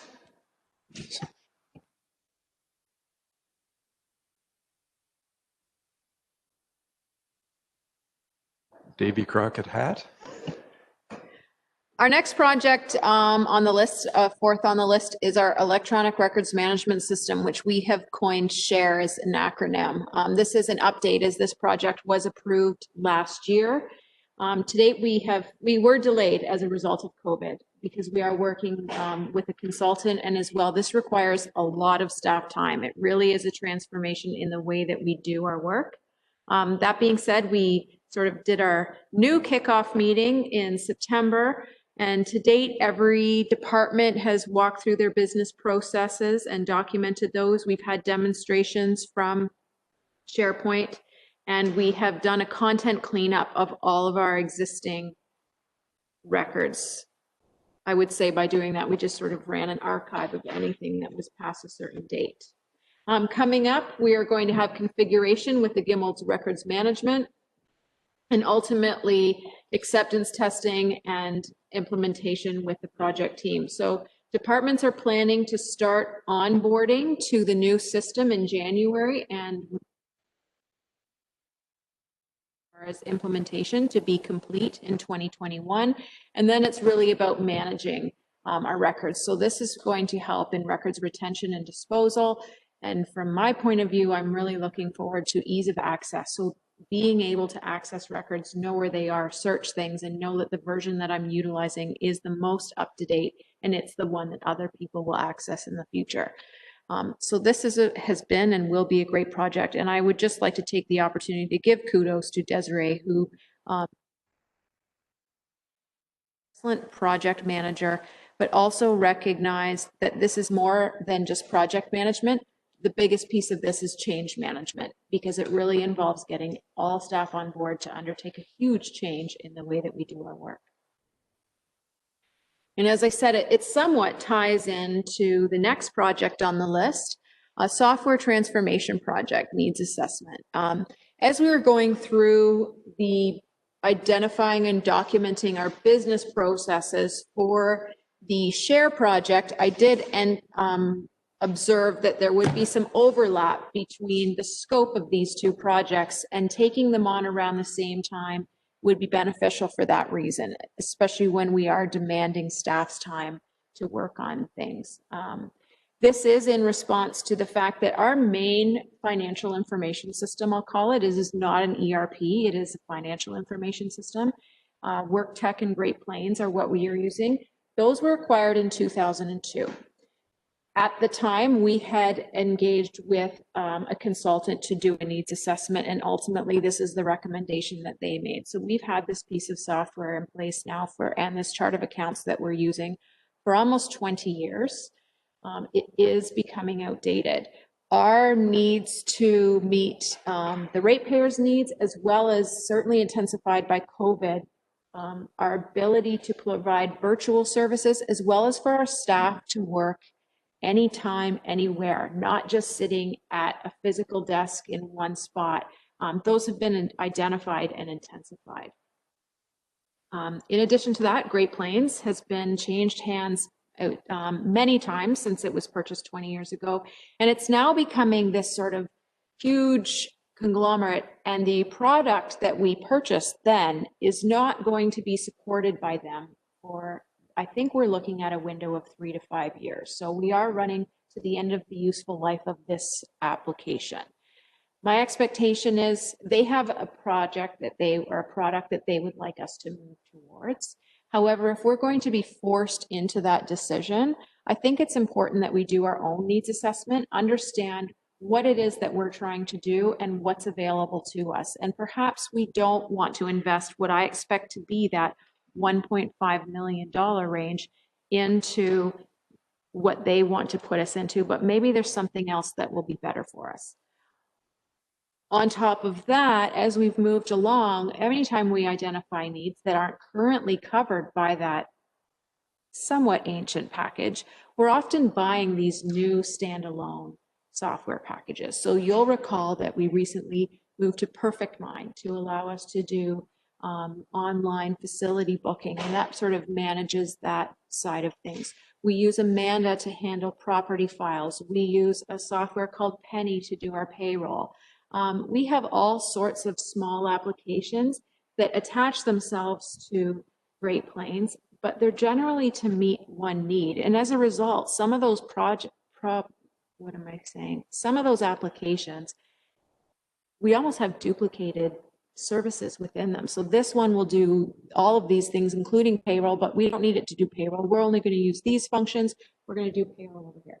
So what this exercise is going to do is to review what our actual needs are, understand where our gaps are, and recommend a series of items that will be benefit to us, building on some core infrastructure that we have. Certainly our SharePoint and our records management system will remain as it is, and that will be understood as a core.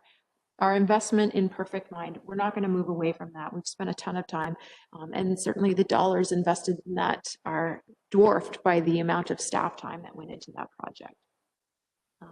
The city currently pays in maintenance fees, I'll call them, so annual fees associated with software, close to $370,000. I think to move towards replacing this group of softwares, we're looking at into the millions of dollars. So doing this needs assessment now, we're estimating around $150,000, $170,000 will certainly ensure that when we make that investment, that we're making the right investment and we're spending the right amount of money. I compare this similar to the transit study that's coming up. It's our due diligence to do this exercise now. I did ask our IT department, one of the things I really want to make sure we can justify is that there's a reason why we're going externally to seek this consulting engagement as opposed to our own staff doing that. We have 3 IT staff managing approximately 200 workstations, 45 servers, 16 network connected sites, and they're busy with that. This really requires external knowledge of systems that we're not currently using. So expecting them to have that true expertise as well as doing the work they do, I think is just too much. And finally, we did receive the municipal modernization grant last year. It was coined to be used towards undertaking a service review. Since the city had recently undertaken a service review, we did not use those funds for that. However, this project fits fully within the scope of that grant. So the plan is to use some of those grant dollars towards this, offset by the amount that we would be recovering from water and wastewater rates, as this will certainly benefit those services as well. And this will still leave about $200,000 of that funding to be utilized towards possibly implementing a new application or taking on another step. So this needs assessment is best done as a standalone municipality, City of Owen Sound assessment, or is there an opportunity for either a regionalized needs assessment of other municipalities or link with the county? Without discussing that fully, I would expect whomever is doing this to take those other stakeholders into account. So if we're going to be looking at some system that is dealing with the same information and the same people that the county is using, what is the county using? Is there an opportunity to have that consistency? So certainly that would be looked at, but it is intended to be for investment in IT application software used by the City of Owen Sound. Kate, it seems like a lot of money. It just does. Because a municipality, there's hundreds of us or thousands of us across Canada. It's not that there would not be a template for an IT consultant to already be familiar with. Do you understand my point? It just seems like a lot of money, and I'm wondering if you could speak to these people are going to come in, see what we do as a municipality now, which is comparable to what, again, 1,000 municipalities in Canada do, and then recommend a program, right? Am I right? I'm not, it just, I just don't know how the cost would ever hit that much. I would say they're not just recommending a program. Certainly our financial information system, and ultimately as it evolves into more of an ERP, is one aspect of this. But just looking, we have over 42 different applications serving every service that we provide. So there is software unique to cemetery, there's software unique to fire services, water, wastewater, purchasing, all sorts of different things that are tied into that. And it does require a very broad scope of expertise. I don't think they're coming in with the sole vision of just replacing our financial information system, but truly understanding our entire organization and recommending a solution that will meet our needs and fill the gaps that we are not currently filling. It is expensive. I don't deny that.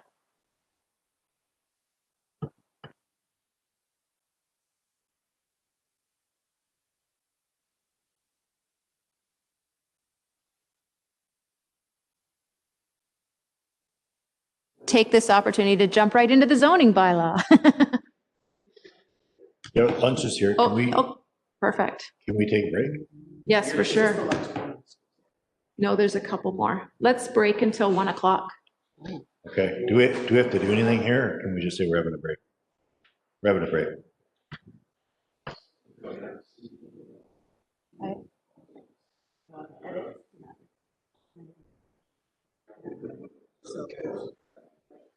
Hit start. Start set. Okay, everybody, we're about a minute before 1, and since we started before at about a minute after 9:30, I think we can start to go and we'll balance out. I don't know what's left to go. Kate? Got control? I do. I just need the TV on, Brianna. So we're hoping to be done by 2. I think we're right on track for that. Over to you, Pam. Great, thank you. So zoning bylaw update. Next week, You'll have an official plan update and the 4 policy papers at Community Services. We hope to finish the official plan update in early 2021. Legislatively, then we're required to update the zoning bylaw to comply with our official plan. It's really the legal tool to implement the official plan. Good policy equals good development. So we hope to do this mostly in-house. We'll use a consultant if needed on special issues or for support on certain issues, but planning staff hope to do this mostly in-house. Harrison Park Channel wall repair. This is the section right along the roadway, kind of south of the playground. The stone and mortar is starting to deteriorate in that area. It could impact the road. It's the only way out of the park. The walls are part of the designated cultural heritage landscape. So the idea would be to create a typical section and then undertake that repair. Dennis, turn over to you for transit. Through your worship, our contract is going to be up for renewal next year for transit services. The intent is to hire a consultant to help us develop the RFP while exploring different options for service delivery. Look at potential like dial-a-ride transit, maybe reduce levels of service during the day where we look at doing 1-hour services and have half-hour services at peak times. Trying to determine how we'll expand the system to service our new subdivisions that we expect to be developed within the next 5 years. And you'll see a lot of that happening on the east side of town. We have been speaking to the developers. We've had a lot of applications and pre-consultation done. So we know that Braymont's starting with their pilot housing or pilot homes or show homes, which will be the first phase. And then moving into that, we've had other developers with land out there that are mostly commercial, but looking at residential as well. So the plan would be to hire the consultant, look at the different services levels, either approach council directly or go through operations to discuss the potential options that we may look at as part of the RFP. And once we develop those options, create an RFP that has different servicing levels, how the expansion would work. And then once we agree on all that, then actually advertise the RFP. And at least that way we can get pricing for each of the different potential options, come back to council after that once the RFPs are in, and then determine what level of service we want to start providing. Maintain, it could be the status quo, but at least we'll have a good idea of what some of those costs would be in the future. Question, Dennis, is advertising on the buses a revenue to the city or to the contractor? That's a good question. I wish I knew it, but I think it's a revenue to us, but I'll find that out very soon. Because I know the last transit system we had, there was all kinds of advertising that went on the buses, and this system that we have going now, these buses, there's some advertising, but there's certainly not the advertising the other ones had. And I just thought it's an opportunity we're missing out on. Absolutely. I think it went to the contractor. Really? I think. I'll review the contract and see. Will there be an opportunity for council input into what is studied exactly? This is probably not the venue to do that, but I do have some ideas about this that I maybe mentioned earlier. I'm full of good ideas, so I do have a few. Absolutely. That's why we're just, whether a question will come directly to council, go through operations. Okay. But at least, because we want to develop those ideas, explore those ideas for potential service, because there's a lot of different service mechanisms out there that could address our situation. One big thing that we run into is we have, extended hours of service. We have a lot of people who are working within the restaurants, say up on the east side of town, and the stores there.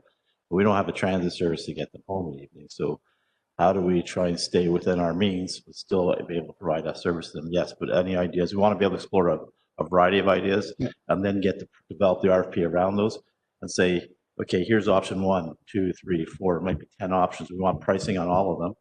and then come back to council, say, okay, here's what the pricing is for each of these different service levels. How do we want to proceed? Good. Well, I was glad to hear you use the example you did, because I've always said there's a difference between providing a service you want to provide and providing a service that people need.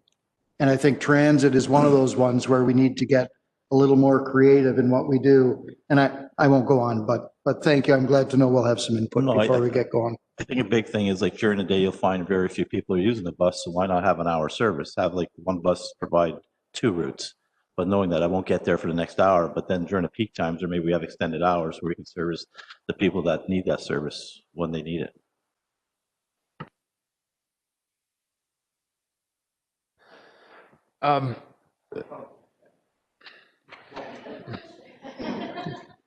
Not this time. We will never do that. Mike, my question, I got a couple, I guess. And I echo very much with Councillor Thomas there in those comments. I really would like this to go through operations, and I am reluctant to support the expenditure of $80,000 on a study. If the $80,000 went and the study just occurred without any input, I've heard in the last few years, one of the members on committee, I brought it up one evening a couple of years ago. Where's the metrics? Where's the statistics on the ridership and all that? And we didn't have it. And this member said, we sure as heck were supposed to. I was part of that discussion. What happened? Why did that not advance? So discussion like that, I would like to see, so that things don't get missed, and that there's answers provided. Frankly, I'm a fulsome proponent of transit. I think it's integral to the services that we need to provide to our residents in the city. I'm fearful that, what's changed, I guess, or what came out of the last transit study beyond the altering of the Brook route for direction. Because if it's something that slight, $80,000 is a lot of money. I've examined the routes. It's been mentioned by Donald Anderson at accessibility. He's got valid concerns about the development that's occurring on the west side of 16th Avenue. There's a lot of development. There's retirement homes that are being placed in there. And for instance, right now the core route goes northerly on 16th Street or 16th Avenue and goes through the intersection, then turns left into Heritage Place Mall, and it does a loop and it comes out. While we develop that new subdivision and we have new retirement homes placed in there, does it not just obviously make sense that you turn left at the new intersection of 14th Street and you have the transit bus go in and collect the potential customers, and then it comes out at Shoppers Drug Mart and it goes through Heritage Place Mall? Because the core route is the one route that runs with excess time right now. The other ones are really racing to get back to the terminal. But so there's steps I think that we can do if we look at this holistically that are difference makers. And I'm just reluctant to go out for $80,000 to a study and get largely what we already know, which I think is what happened 7 years ago. And then we didn't get some of the KPIs and measurables out of that report that we should have. You want to go first? Sure. Go ahead. Through you, Mr. Mayor, to Councillor Gregg. I think the administration staff fully agrees with you.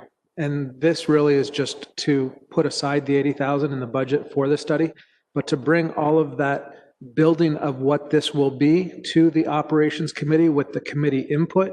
So when it goes out to tender as an RFP to have the study undertaken, it has the elements in that are required and that what we're looking for to study.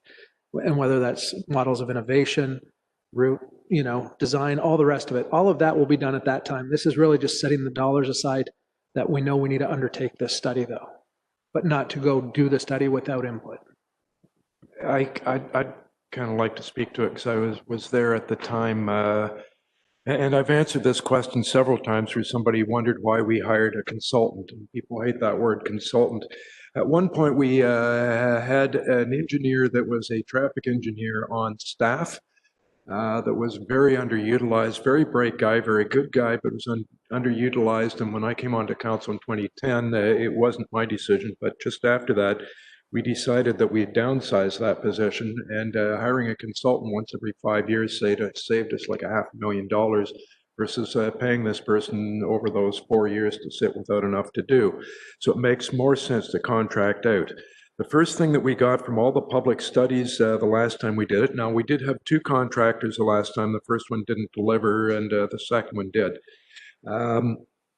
Was that they wanted consistent service that they could line up at the terminal at the same time. So it had to be half-hour routes that had to show up at the same time. So there is a very tight limitation. Now, as buses go around, are they going the same distance? No. Are they got the same number of left lights, or right lights? What difference does that make in the route? How many people normally get on this route versus that route, and how far apart are the pickups and drop-offs? Those are all huge time variables that change how you're going to set your route to get you back to the terminal on time every half hour. So it was a lot more than just the information. They did not tell us what we already knew. They provided us with some pretty important information that we did not have the staff or council the ability to do. Someone suggested we just take out a red pen and measure it, and it's that easy, until I suggested all these variables. And the person at the time went, oh, okay, now I get it. This is not just a simple thing of drawing lines and saying this is how we're going to get there. There's a lot more to it. And if you're going to start to add new neighborhoods and things, it's not just as easy as turning left here, turning right there, and going through a neighborhood. What's that time going to be? And if you start showing up with one of those buses 5 or 10 minutes late consistently, and then they miss that connector to the hospital or to wherever they're going, it ends up not being a system that works. So that's why I think we kind of need to go forward with experts that can help us plan those things and prepare us for what we need to ask. So that's my point. Your worship, you've probably taken away 50% of my arguments, but I'm still leaning against it. I don't know why I woke up in an anti-consultant mood this morning. I felt if we were Innisfil, if we were on the verge of just feeling this enormous, massive change, which I hope comes in 5 years or 3 years, but we're not there yet. And personally, I'd rather scramble to find a consultant to tell us where to put bus stops and stuff closer to the time when there are a ton of holes in the ground across from the hospital and so forth. So I think it's premature to do this at this time. That's the way I'm leaning. I haven't made a final decision, but the second question I have, Dennis, or Mr. Manager, there's lots of competencies in your department, right? And I know you don't have a traffic specialist per se, but is this really out of the, completely out of the zone of anybody in your office to sort of put bus stations here and there? And I'm not minimizing what his worship just said, because I appreciate you almost need an algorithm to figure out, you know, the times and stuff, but I wonder if you just speak to that. Oh, thank you for the question. And through Mr. Mayor, is can we do it? Arguably, yes. How long would it take us to do? I think we don't have the time to actually do it. And could we do it as thoroughly as hiring a consultant with the expertise like a guru in transit? It wouldn't be nearly as quality that would be produced by a consultant. But we can muddle through, and it's just trying to find a time. And what I found this past year is we haven't had any time. I promised 2 reports to the operations committee that we haven't been able to fulfill because we haven't been able to find a time, and stuff that we can easily do and that we're very strong at. Where transit is, you know, I have some, not expertise, but some experience in transit, as does 1 or 2 others, but not necessarily at the level that we would need to get a really fulsome report back to council in terms of the levels that we provide and what would be included in the RFP. Going to go to Tim to fill in. Go ahead. Thank you, Mr. Mayor. Through you to Councillor Tammy. Appreciate your comments, and looking at it as just, I maybe too simplified in the amount of stops and routes. From a current budget perspective, over the next 10 years, our obligation is more than $15 million of taxpayer funds into transit. So looking at an $80,000 study to find deficiencies and make something potentially more effective, I think serves the community very well, beyond just where stops are located and what the routes might be. So that's just from that perspective. It's about 1.2 million a year just in basic contract fees, not including insurance, et cetera, et cetera. So. Your worship. As we move forward with evaluating, one of the requests that I might make is that we match our current population demographics to a timed study that measures the time for access and egress from the vehicles, because we know per capita our age grouping, and you can talk about stops and travel routes, but I'm asking for a timed evaluation because some of our population take longer, which has a significant impact on the efficiencies of a system. So just matching that demographic as part of the evaluation, I would very much appreciate.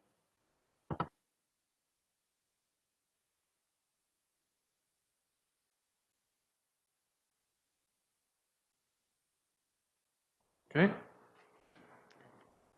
So at this point, we just have a couple more projects, some new fleet capital, and I'll just summarize how we're investing in police-related capital. And then really open the floor back to you. Should there be any other projects in that package that you wanted to discuss?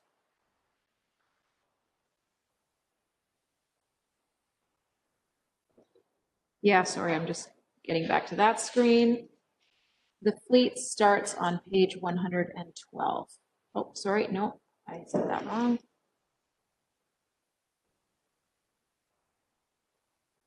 Should be the last 3 pages of the document anyways.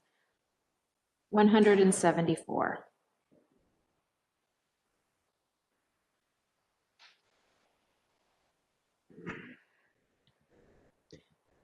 So we have basically 2 new fleet vehicles, the drop sander at Parks and potentially adding vehicles for our building inspection. And I will pass it over to Pam to speak to all of these.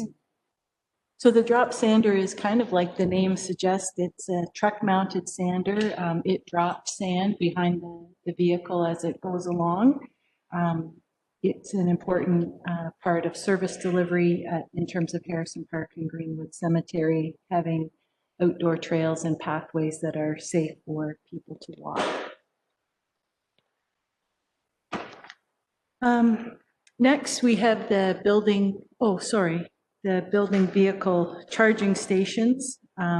Maybe it would have made sense to do building vehicles first, but this would provide charging stations at the rear of City Hall for the building vehicles as well as other people to charge electric vehicles in our downtown. The building vehicles, we did a survey of the OBOA chapter, and Owen Sound and 2 others out of 24 other municipalities require staff to use their personal vehicles. The far large majority of building departments provide vehicles for the building inspectors. So the proposal is that we would use the building reserve to acquire 2 plug-in hybrid electric vehicles for staff who are undertaking building inspections. The idea is that it would be an SUV, which would allow travel in inclement weather and also getting them in and out of job sites, which can be a bit messy. So there is a reserve in the building area, and the reserve is to be allocated to building related projects. Will this change the number of parking spaces available? During nighttime, I would suggest that there's less demand for parking, so the vehicles will be in the lots. But during the day, when there's higher demand for parking, is when the inspectors are out and about. So those spaces may stay charging stations. So can people still park in them? Sorry, I misunderstood your question. Yeah, I guess I hadn't really turned my mind to that, but normally they would be devoted or dedicated to charging. So it would be a space that potentially is lost, but we would work with Brianna to modify the parking bylaw if there was to be enforcement.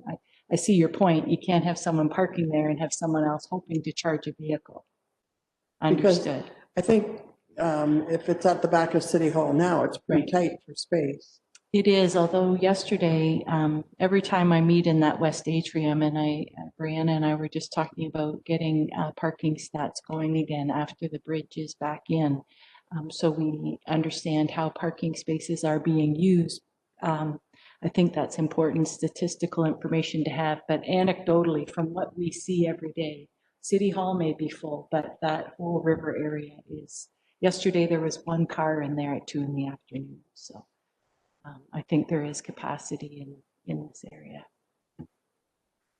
Question, what is the reimbursement that we currently provide for the building inspector for the usage of his own personal vehicle? He would get a mileage, it's per cents per kilometer based on whatever the rack rate is for gasoline. I think we currently pay in the range of 46 cents a kilometer. Do we have that value annually? I can get it fairly quickly here.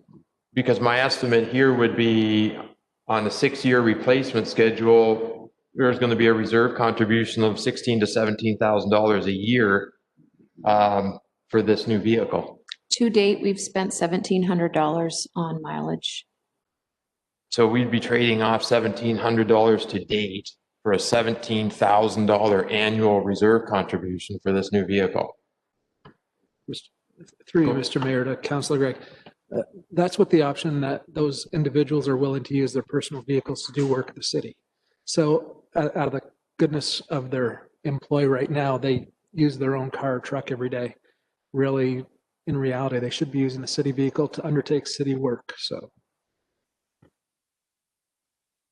I just don't think we can, I mean, there's 2 other municipalities in the perfect world, we'd be able to afford it. But I don't think we are living in that world yet. We're hopeful of all kinds of growth to move forward. But I know there's one other, I had someone this week compliment the city on the street sweeper that went in front of their place 5 times and how magnificent a job we're doing.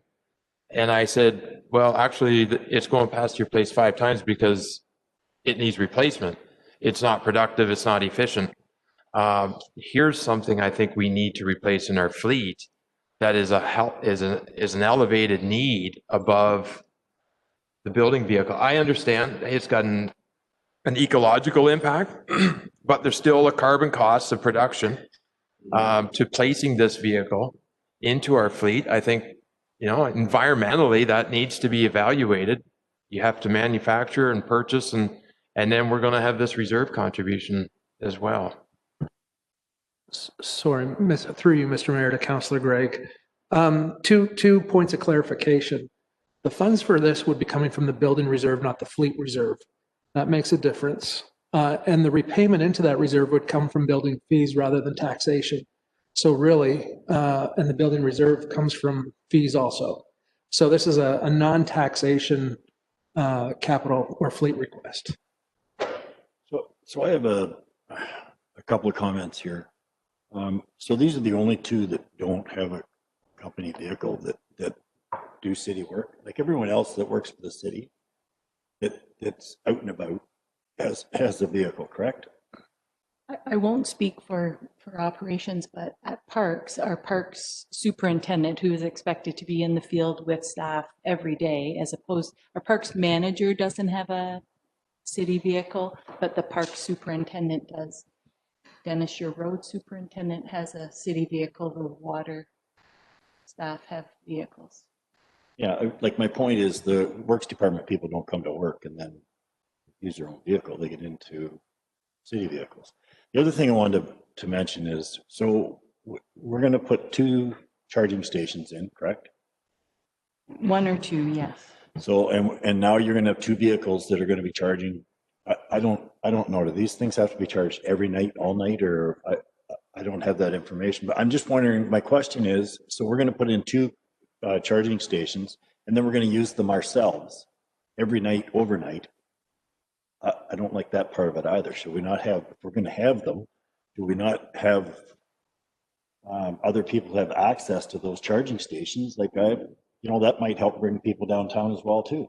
You charge up your vehicle while you go downtown shopping. Through your worship, the charging stations, if you recall, were removed from the City Hall project due to budget. This is an opportunity to install that service in the downtown. I'm not familiar enough with electric vehicles, but I think it's based on the kilometers they drive, how many times, they may not be having to be recharged every night. While they might be out and about, their whole trip in a day might only be 30 kilometers. So Dennis might know more about those vehicles. No, you bring up some very good points. They wouldn't need to charge all night. We could set it up so they come in, they charge for whatever time it takes to get the battery up to being full. We'll call it full. And then they could park somewhere else in the parking lot and have those available to anybody visiting downtown. Okay. And like you said, like during the day, they'd be available. The staff is, if you're here in City Hall and watch them, they come in the morning, they get their stuff, out they go. And then they come back periodically but they're out for most of the day doing, because you've experienced a lot of development. So they will be out and about. So those charging stations will be available during the day when we have most of our visitors. Right. So that answers my question. So we could alternate those vehicles charging. We could always make sure that there's one charging station open for the public to use, which is my point. Thanks. Has the option of a contract lease arrangement for these vehicles been explored from a cost perspective? Through you, Mayor, to Councillor Merton. Yeah, staff are actually looking at that potential for a lot of fleet vehicles, but that type of fleet leasing is not quite there for electric vehicles in general yet. So, okay, thank you.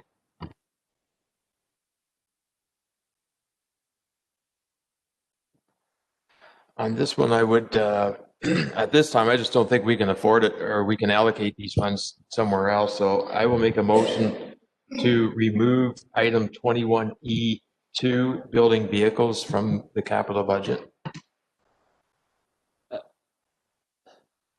Further discussion? Yeah, I just back on this point. The reserve, the building reserve, we're legally obligated only to have so much funds in that reserve. Is that correct? Through you, Your Worship, that's right. And those funds can only be expended on building expenses. So you couldn't take it and buy a street sweeper, for example. It would have to be a building related expense. Okay, anyone further? Councillor Dodd, go ahead. Thank you, Your Worship. I guess the next question would be, when it says in here that if municipalities' building reserves are too high, the province may dictate the municipality may reduce its building permit fee. So are we bringing in more fees than we're spending? Does that mean, are we charging too much on the permit fees? Through you, Your Worship, each year we undertake a fees review, and through that fees review, we look at our building permit fees. I think what we try to be is comparable to other municipalities. So our building permit fees are not the lowest and they're not the highest by any means. They're sort of in that middle range.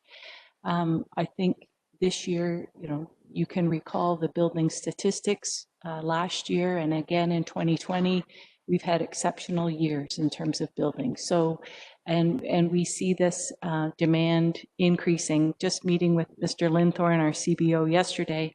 Hey, Kevin, what inspections are you doing? There's some big projects on the go, and we're anticipating, Dennis mentioned the model homes, the development that we're seeing coming on 9th Avenue. So we see this being sort of nowhere to go, but I don't think the fees are too high. But as you mentioned, if we can't hold that money in reserves and not be using it, there would be reasons not to do that. Tim? through you, Mr. Mayor, to Councillor Dodd. So since the door was open, I thought yesterday I just saw a report on building permits and a little bit of advanced information as I was looking at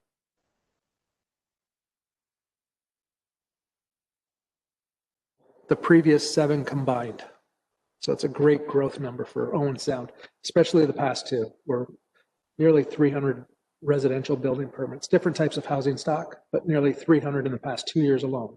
And in the previous 7, it was about 350.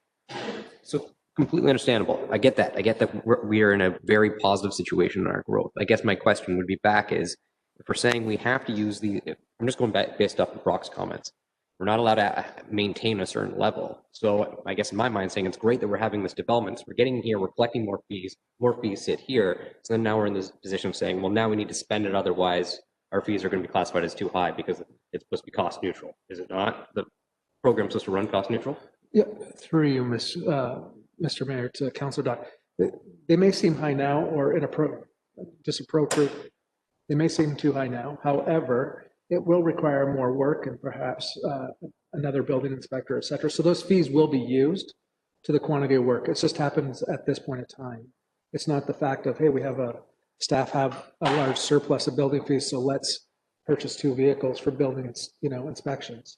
It's just the fact of those are needed for that type of work. The growth is paying for it. The fees are reviewed, as Director Coulter said, annually, and I'm certain that there'll probably be additional labor involved also that those fees will cover up. Okay. Can I just have one more question? Sorry. Tim, if one of our 2 inspectors came to you and said, I can't use my vehicle anymore. Like I just can't. I can't be using my vehicle. Like the wear and tear, I don't think it's worth it. Like, what's your answer to that?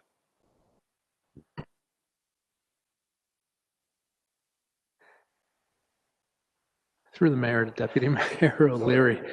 At this point, we don't, we try to find another vehicle out of Public Works or something else, or rent a vehicle. We'd have to find some alternate solution, but the employee has that right to say, listen, I'm here to do this job, but not use my vehicle. I think the point was well taken earlier through you and through senior leadership. When our Public Works, our parks teams, when other people show up, the corporate vehicle is there, whether it's a pickup or an SUV. When bylaw goes out, we don't ask bylaw to use their own vehicle. We have a vehicle for our bylaw enforcement officers. Get you to wrap up, Scott, and then I'm going to call the question. Keep Sure, moving. thanks. Just a quick follow-up to that. When we hire that position, would we not be placing that in the job description that there would be or could be personal use of their vehicle? So they would be informed of that? Through the mayor to Councillor Gregg, most times our job descriptions and requirements are just to hold a valid Class G license. It could say that your vehicle may need to be used, but not on a full-time, everyday, 5-day-a-week basis. So it's different than a member that doesn't do stuff. Hey, you're going to have to travel to a meeting in your own vehicle rather than showing up in the morning. And part of the main process is going out and inspecting and using that vehicle for that type of work. So with that, I'm going to call the question. Scott's motion is to take this out of the budget and not buy the vehicles. So all in favor? One. Just the question, this being 120 or just the 100 or the 20? The 100, okay, thanks. Just the 100, so that being 21E.2 on the chart. So all in favor, Scott, and opposed? Well, it appears to be opposed, so it's defeated. Next.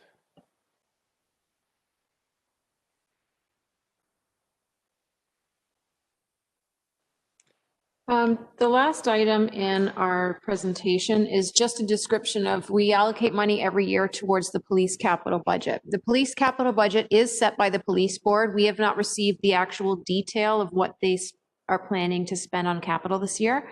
That will likely come to us in December, and it's for information. We're not here to approve the details. However, typically the police spends much more than the $150,000 every year. This is the commitment from the tax levy towards their capital. And then they also use their third-party record check revenues to offset the remaining balance of whatever their capital spending is for the year. So our budget actually allocates $100,000 from the tax levy and $50,000 from prior year's unspent capital in order to maintain this stable $150,000 funding. So as far as budget next steps go, we will be meeting again December 3rd and 4th. I hope it will just be December 3rd, frankly, but we have 2 days as we typically have in the past set aside for that next meeting.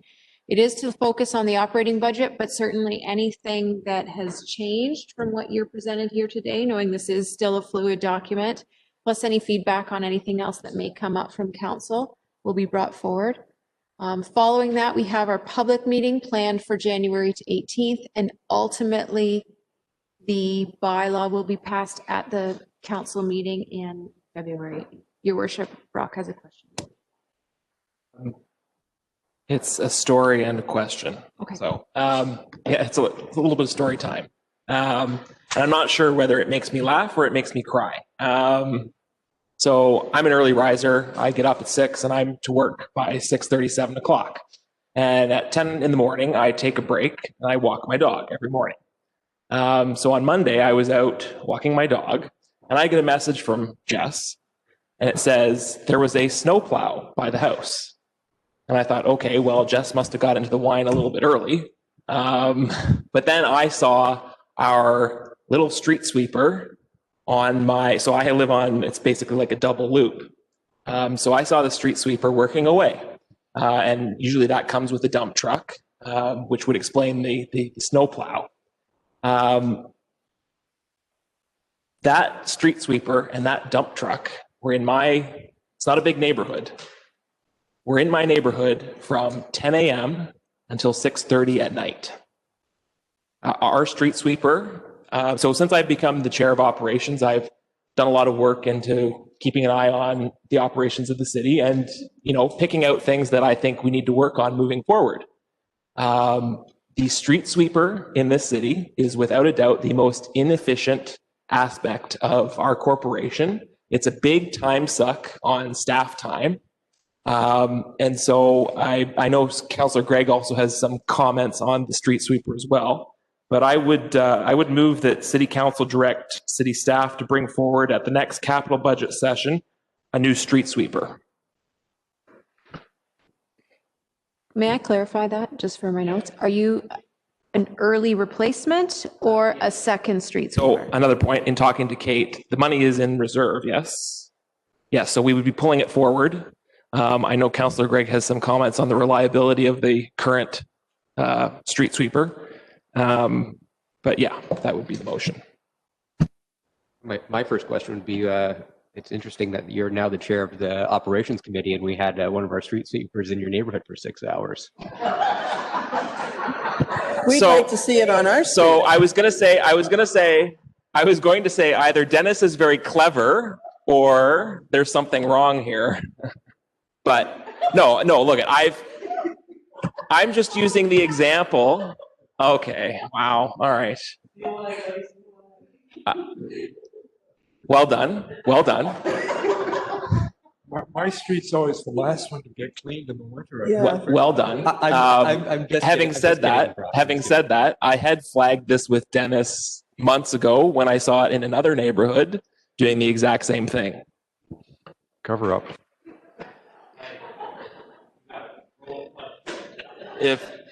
So is that a motion?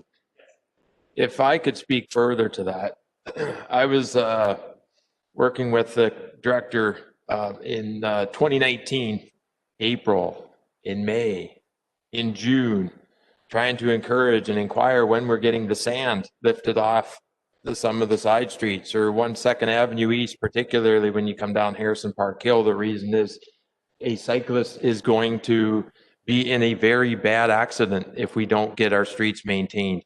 At that time, and the director could speak further to it, they were investigating trying to get a second sweeper in from another municipality, and that fell through. I've had my neighbor across the street compliment the city on the extremely good job that the city's doing. It must have went past my house 5 times this morning. And they dump routinely at the mill dam. And I've spoken to the drivers at the mill dam. And a couple weeks later, I left my house. And here every 2 meters was a pen-size oil dot on the asphalt as I'm biking along. And I went down and I said to the fellas, "You've got an oil leak on the street sweeper." And they're like, "No, it must be water." I said, "Nope, you've got an oil leak." And as Dennis informed me after the fact, they indeed did. It was not an easy thing to fix. This thing's glued together.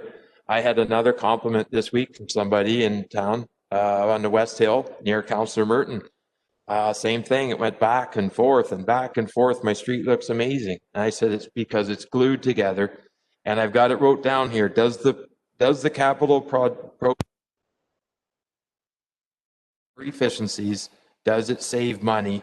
Does it have climate change mitigation or impact? I mean, this checks off every box, and I'm completely aligned with Councillor Hamley on advancing this from what was proposed to be in 2022 up a year to 2021, because it's not acceptable what we have. I don't suppose we can include the street sweeper in the transit study. However, my question to you would be, Dennis had a big grin the whole time it was being discussed. It's still there. Can you comment on your opinion about this request, Dennis? Oh, absolutely. Thank you for that chance. Through you, Mr. Chair. Originally, we were supposed to get a street sweeper 2021. We just ran into a great opportunity to obtain the last of the MV's sidewalk plows that's still available. The tier 2 as opposed to the tier 4 was made available in McLean's for a very good price. So we actually switched pieces of equipment because our other MT, which was the older style, is essentially falling apart. It's spending more time in the shop than on the sidewalks. So we made the decision to replace that MT with an MV, bump it up, because the MV was slated for 2022. But now we have a chance at the last of tier 3s, which is available in McLean's, and be able to obtain that at a very good price. And then push off the street sweeper. But the Pelican style that we have is not very efficient. It has a very small capacity for retaining leaves. That's why it's being chased by a snowplow. We are looking into, we've actually got some pricing already on the different style that we get more on the truck chassis. You've seen those styles, which are much more efficient, can do better work. Eventually we would like to see 2 street sweepers. And I thought we almost had the second one there for just a half a split second. But especially now, as we have changed our methods of mixing sand in with our salt or our clear lane product. Because in 2019, we did have a lot of sand. That year, we actually had to deal with the same supplier to provide us with one for a month, to lease us one for a month. But then they actually sold that piece of equipment before we could say yes. So given that as a reserve, we can actually obtain both pieces of equipment in 2021. Yeah, Dennis, in Saugeen Shores, they contract that out. So they bring in 3 street sweepers in the spring and fall, I believe. I believe it's 3. You ever look into that, or are we even allowed to do that in terms of the union contract? Like, can we just call it? There must be a company that does this. Just truck them into different municipalities. We could. Yeah, there's certain things that we can contract out, and we can look at the collective agreement as this is one of them. I mean, I could see that as being a good idea for the spring. It's always nice to have one on staff or have one available, at least one street sweeper available, so that because we have to keep it going all year round for various things in the fall and the spring and the summertime when we're helps with part of our construction to help go clean up the streets. We use it for when we're doing line painting to make sure just before the line painters come, we make sure that the center lines are all swept so that they have a clean surface to actually paint. So that's an option, but I think that would be an option more so for like the springtime after the winter melt to help us clean up the sand. Yeah, I was going to say, even if we did buy a second sweeper, is it worth it to bring in 2 more, in the fall when the leaves are all down? Or and that was the idea of even dry leasing a piece of equipment and have our operators operate them. Because, especially this time of year, we always look to implement our winter control schedule. So right now we're on winter controls as of last Monday. Right. And we do that in anticipation of the weather. We'd rather be ahead of it than after. We want to say, okay, we're going on winter control now after a big first snow dump and then trying to bring everybody in.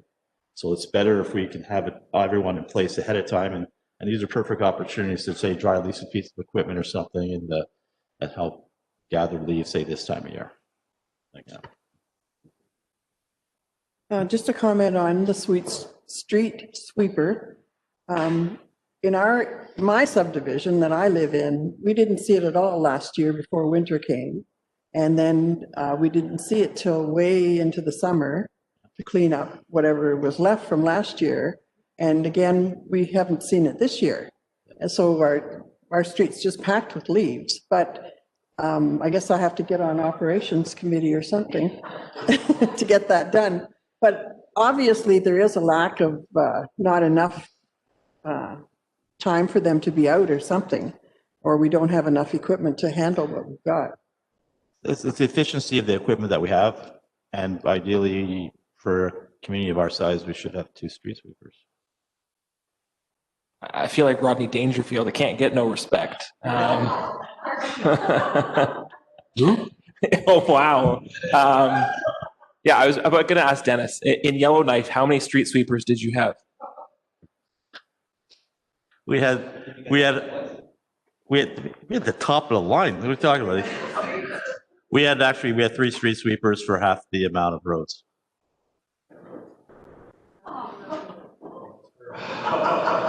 But the snow control in Yellowknife were rocks. Yeah, they drop a lot of sand and gravel. They don't do. Salt Ice doesn't wouldn't work. Site, clear lane and salt doesn't work till below -20. So that's what I'm saying. When you live up north, it's summer, and then it's winter. That's what I'm saying. Like this week, they're -27. We saw a lot of street sweepers in China too, hundreds. People or machines? It's with a broom down the side of the highway. Okay, so are we kind of at a point, do we understand what the motion is? Brianna?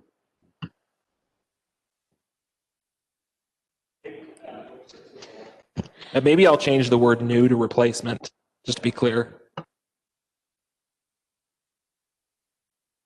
Okay. City Council directs city staff to bring forward at the next capital budget session a replacement street sweeper from reserves. Good. Got it. Okay. We all understand it? I call the question. All in favor? That's carried. All right, so sorry about that. I did know you were going to do that question, and I had it in my head that it was coming after this, so I should have left you time there. Sorry. So we do have our public meeting in January. The final budget approval will be by bylaw in February. Our communication tools for this year's budget coming up. Certainly, we will have that public meeting. We're also planning to do a capital budget map, and this is actually a project that our GIS department was working on for our 2020 budget, sort of an interactive map that the public can use to see where different capital projects are happening around the city, track their progress, things like that. Unfortunately, with 2020, because of COVID and the deferral, we sort of put it on the back burner, but we are planning to bring that forward for 2021. We will have the quarterly budget reports that come through Finance Committee as part of our regular financial updates. And within the total package, you would have seen a project for a citizen engagement initiative and seeking feedback on the budget as well as identifying capital priorities will not be that entire engagement, but it will certainly be part of it. And then finally, we will have some element of a call. Our next budget will be significantly influenced by our strategic plan refresh, but also that opportunity for council to provide your input ahead of the next budget development season as well. So with that, we did leave some time now for council to bring forward any other projects that you wanted to. And questions. Mayor O'Leary, go ahead. You threw me off there. I just want to make a comment. Tim, thank you for great budget, not just the budget, the process. This has been a good day. I thought it was so much better. I don't know if it was because we did the priority survey first or the way it all came together, but this was really good. Thank you. Questions, others? Go ahead, Scott. I have a few. I thought we would still have time to be able to go through all the missing ones, even though it wasn't preset in the agenda, but there is a few items I'd like to speak to. One, I guess my first question is forestry gear. If this is a life of 2 years, why is it not operational? Through your worship, I have a issue putting capital items in an operating budget because for you, it inflates your operating budget this year. Everybody loses track of it next year and it stays in there and it inflates your operating budget. Personal preference, I'd rather it be in your capital budget. It's equipment that's really required. We have a new arborist on staff. He's doing a tremendous job and I really want to provide them with the equipment to work safely. Okay. My second one is budget card 21D.70, and it's the campground playground replacement. Now, going back many years, we've had 3 playgrounds at Harrison Park. The Kiwanis made a tremendous investment in upscaling the island playground.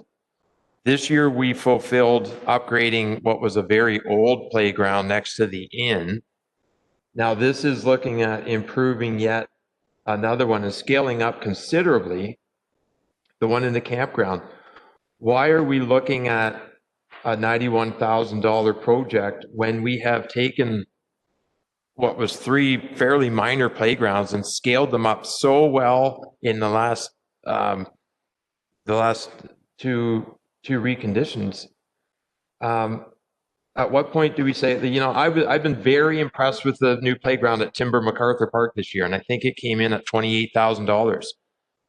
Why do we not look at a $28,000 playground set, which looks terrific where it is this year? And if people want better and better, they're at the park.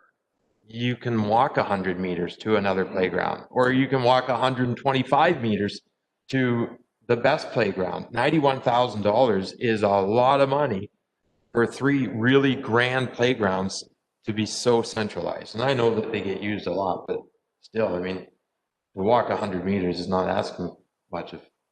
I'll just clarify, this is page 136 in your package. Through your worship, the proposed funding for this project is we have applied for an accessibility grant through the Federal Enabling Accessibility Grant. If the grant's not received, there's only $18,000 in capital and the project would be deferred and need additional funds in a subsequent year. So it's $18,000 worth of capital. If we can do it for less, we certainly will. We used the numbers to estimate the project from a grant we had done 2 years ago where we had combined both the tot lot, which we just finished, with this one when we were looking at the partnership with the Kiwanis Club. So those were the numbers we used for budget estimating. But if we have less money when we go to do a tender, we'll work within that. So if we $18,000 budget? The $18,000 would have to be rolled over and considered as part of your 2022 capital. I don't think you'd want to try to do it for $18,000. Yeah. Thanks. To follow up then again on a couple other neighborhood playgrounds, Duncan McClellan, for example, I think was $45,000. Why are we up over and above what again was done at Timber MacArthur Park, and I thought was quite well done at $30,000. Isn't that a fence? Isn't that a fence too? Included in that? Yeah. It's page 138. Yeah, that one also includes the fence. And I would note the tot lot at Harrison Park included a fence. For years, I think there was a small wooden fence, and parents who use that lot were, at least I was, worried as a parent that your child was going to run out onto that road, and I feel a lot better now with the fence that's there. It's the best estimate we have from our professional park staff that are certified, in playground inspections, and they estimate these projects. So. My next question is on interpretive plaques, 18E2. These are great when you see them around town, but at what point, and this is, I see it's a carry forward of $2,500 and it's studies. At what point do we examine what we've got going on? There is so many plaques in the city and some of them are looking so tired and so dilapidated.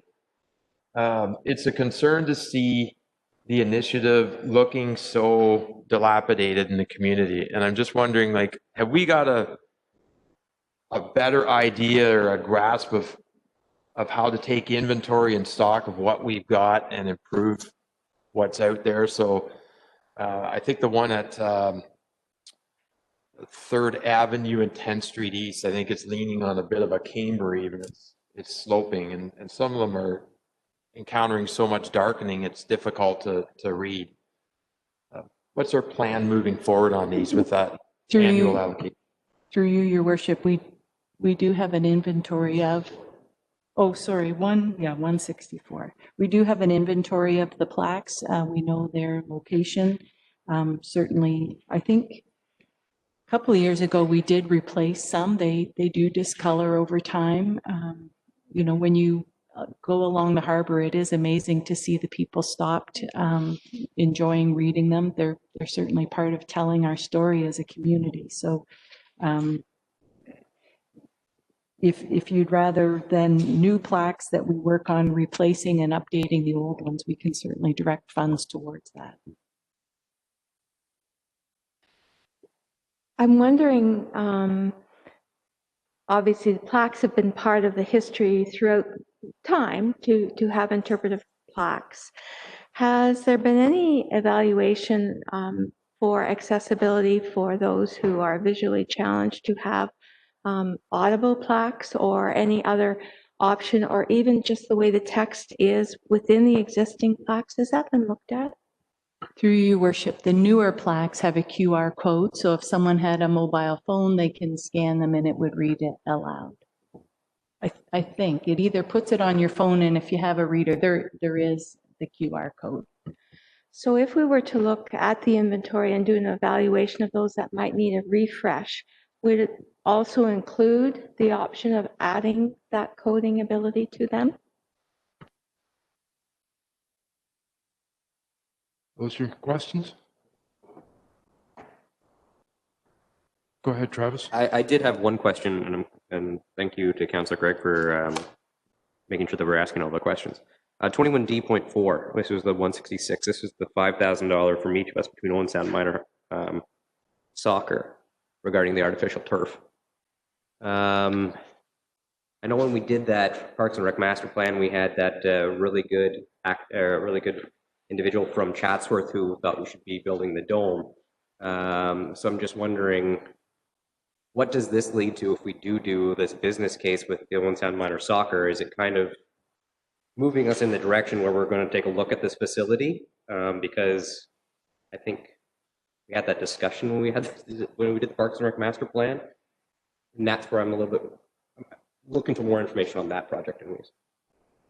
Through your worship, as the councillor has identified, the Rec Parks and Facilities Master Plan noted that the city should really evaluate its involvement in a turf facility and or a dome based on a business plan, financing strategy, and feasibility study. So this, based on a meeting recently with Owen Sound Minor Soccer, they came forward. I think they've been a tremendous partner in providing for youth and adult recreation in the community, and they said, would we partner with them on this feasibility study? I think it really helps inform council's consideration and evaluation of a future capital project. You would know who the partners are, how it might be used, and the business plan that would go toward that. So you would be able to make a decision on a future capital project with very good information. All right. Travis, I looked at this too. I kind of think it makes me think of Councillor Tamming brought up the pickleball thing this morning. You know, we have to find a way to keep up with what's going on. I'm not a soccer guy by any means. Like when my guys were growing up, it was hockey, lacrosse, and baseball. And now it's hard to find a family that doesn't have kids playing soccer.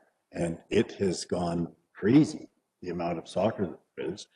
And I didn't realize until last year at budget time, this organization, the minor soccer, if you look at what they do and what they provide in terms of dollars and work, it outdoes minor hockey, minor baseball. Like, we don't have a minor sports group that can even come close to these people. And like I said, I'm not a soccer guy, but I sure respect what they've done and what they do. So I say, like, have a look at it. Like, who knows? Like, on Monday night, we're going to talk about seniors trying to find places for seniors to walk. This could be a facility for seniors to walk. It's not, maybe not just soccer, but let's at least have a look at it. Those are my comments. Recollection, a couple of years ago, we were looking at dome first and turf underneath it, not necessarily doing just the turf field. It seems to me it was dome focused more. We had that discussion was 3 or 4 years ago, but I could be wrong. Richard, go ahead. Yeah, I'd echo what the deputy mayor said. I didn't have any qualms at all when I looked at this one, because minor soccer has been such a good partner. In terms of, Councillor Dodd's concern, what might we be getting into? And, maybe they are going to come to us again with the dome somewhere down the road, but I have no doubt in my mind that if they do, listen to him over there, the skeptic. Anyway, the point is, I think certainly in the past, our experiences have always been good with minor soccer. And, here's another great example of them coming up and wanting to partner just on this study. And it is just a study to look at the possibilities. If you may, I would say the biggest concern about anything, no discredit to what Owen Sound Minor Soccer has done in the past. They're a great organization. The fact is that talking about a capital project is one thing. It's the actual operation budget that's going to come along with that. And I don't need a field business case study to tell you what that's going to do. We lose $750,000 on 2 facilities currently just to have the doors open. You'd have to have a pretty good business plan to change my perspective that we need another facility for indoor turf. And that's just my own personal opinion. No offense to minor soccer, what they provide. We look at what we just looked at, $6 million of underfunded capital projects that are currently on the list. 5 years, we have a $10 million budgeted project there for the art gallery expansion. This is a facility, a new facility is not something that I'll be eager to go for, no matter if it was in that master plan or not, because I felt that master plan, you could put anything you wanted in that plan. Didn't matter if you were from Owen Sound or not, or Timbuktu, you could say in that survey that yes, you do want Owen Sound to have that turf. Who's Timbuktu? I don't know any Timbuktu family. I hear Travis or Councillor Dodd completely. I'm constantly reminded by the Prime Minister and his Minister of Finance how cheap money is these days. And even though my instincts are very much to the conservative side of fiscal policy, I don't want council to be blind to the fact that these days of 1% and 2% rates, Kate alluded to, I forget how she alluded to that, but there's cheap money that we're already getting through some grants and so forth. Let's not be blind to the fact that this might be the window that 30 years from now, people will look back and say, no wonder they were aggressive with their capital spending at that time when money was so cheap. I'm just holding that out. Not saying I vote for the dome, but I'm just holding that. This may be the time. I never thought I'd quote the Prime Minister. So.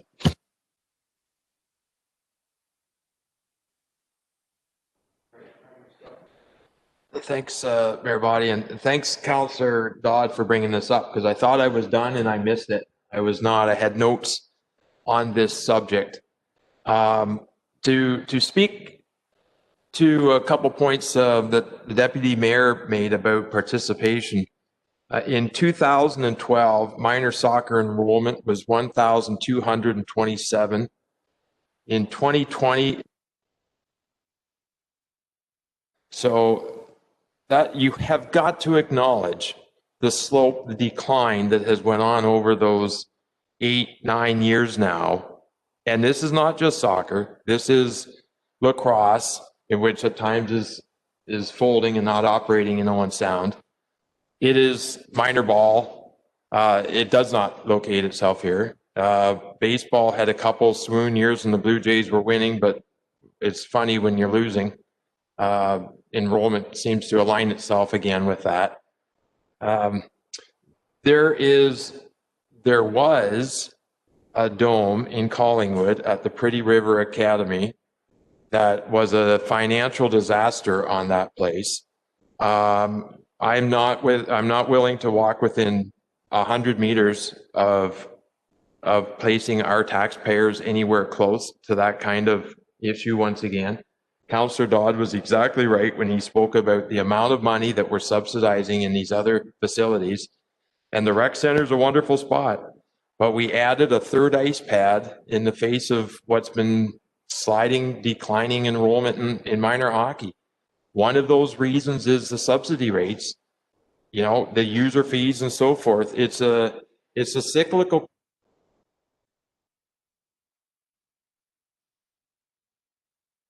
And then we just try to keep repeating it.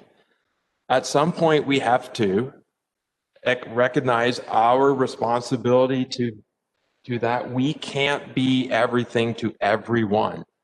And I do think that this is treading on, I mean, there's not a business case. It's not a business case. It's when you're dealing with public facilities, it's a financial plan. A business case looks to break even or make money. And Guelph, Iramosa almost breaks even, except they don't count 3 months of the year. You know, there's a lot of things that, well, I almost had a good business if I had customers came in or bought my goods or bought my services. Like, it doesn't work like that.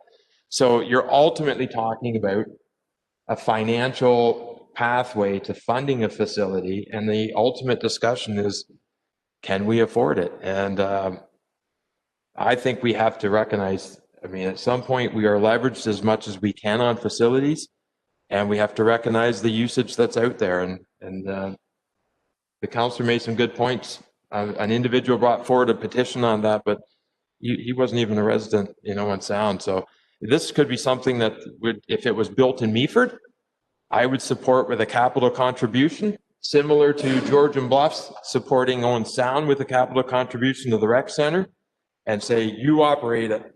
But I'd have reluctance of us assuming more operational burden this time. Richard. We're not actually being asked to decide on building a soccer dome today. We're being asked to spend $5,000 feasibility study, at which point we may or may not be asked to make a decision on building a soccer dome in Owen Sound or surrounding area. So, Your Worship, if there's not a motion coming forward on the floor, I would say we should move ahead. Thank you, Richard. I'll move that motion. I want clarity just before you do that. Pam, there is no dome listed in there. It's talking about artificial field. There's no mention of dome in there. It would be both, Your Worship, is my understanding based on our meeting with soccer, looking at a turf field and a dome in the future. Could be one or both. Okay. Councillor Thomas was correct there that we're just going to shoot around here. So I will make the motion that we remove 21D.40 from the capital budget. Thank you. Okay. Further discussion to that? Go ahead. I will not be supporting the motion. You know, I don't think we're in the business here as a council of closing doors before we've even investigated what's beyond them. And I would really hate to think that that is what we're going to become. You know, again, what I just said, we're not being asked to do anything at this point except participate in a study. And there'll be, no matter which way it comes out, there'll be plenty of opportunity to comment and discuss it. But if we never even take a look at it, we'll just never know whether we've passed up the opportunity of if it's something that we should completely give a pass. You got to have all the facts behind you before you make a decision. And so I'm not prepared today to close the door on something that could be the greatest thing that ever happened here. Others? Go ahead. This is totally related. I've heard business case. I mentioned this in the previous term. The day that council has the courage to start charging people to park in Harrison Park, the Rec Center, the Bayshore Community Center, and Kelso Beach, start charging the people that are not a resident of Owen Sound. So if you pay taxes in Owen Sound, you park for free at our facilities. If you live in Georgian Bluffs or St. Catharines and you go to Harrison Park, you will pay $5. And we would be talking a lot less about losing $700,000 at our Bayshore Community Center. And I just thought I'd throw that out there. I won't support the motion. Thanks. Just one more question. Pam, we did look at this a few years ago, and did we have a report? Through your worship, this was an issue that was identified at the time that we prepared and presented the Recreation Parks and Facilities Master Plan, and the commitment in the plan at the time. There was a lot of people interested in a turf field and a dome. And the commitment of the city, and as reflected in the master plan, was really to partner on a just looking. It says the city should evaluate its involvement in a turf facility based on a business plan, financing strategy, and feasibility study prepared by an interested party. So here we have an interested party. Soccer's come forward and asked us to, pursue this with them. My recollection at the time is there was individuals, part of what we looked at said that you needed a population of $60,000 to pay for a dome. Some of those people went out and talked to Georgian Bluffs and other people, and they're sure they're going to pull it together till they talked to our neighbors and decided that there is no way they're going to be able to do it. So anyway, but we hadn't gone ahead with a study. It was just kind of anecdotal or side report to what we were doing at the time. Okay. Further discussion? Seeing none. Oh, Scott? Just to Councillor Thomas's points, I would just mention if you get yourself to a point in the future where you apply for a grant or a funding source and you get 50% funding for $1 million project, spending $500,000 just because you might have 500 provided still might not make it a good investment. I'm going to call the question because I think we're kind of discussing stuff that we could be discussing when we get a report back, if that's how the vote goes. So all in favor of Travis's motion? 2, 3, opposed? 1, 2, 3, 4, 5. So it's defeated.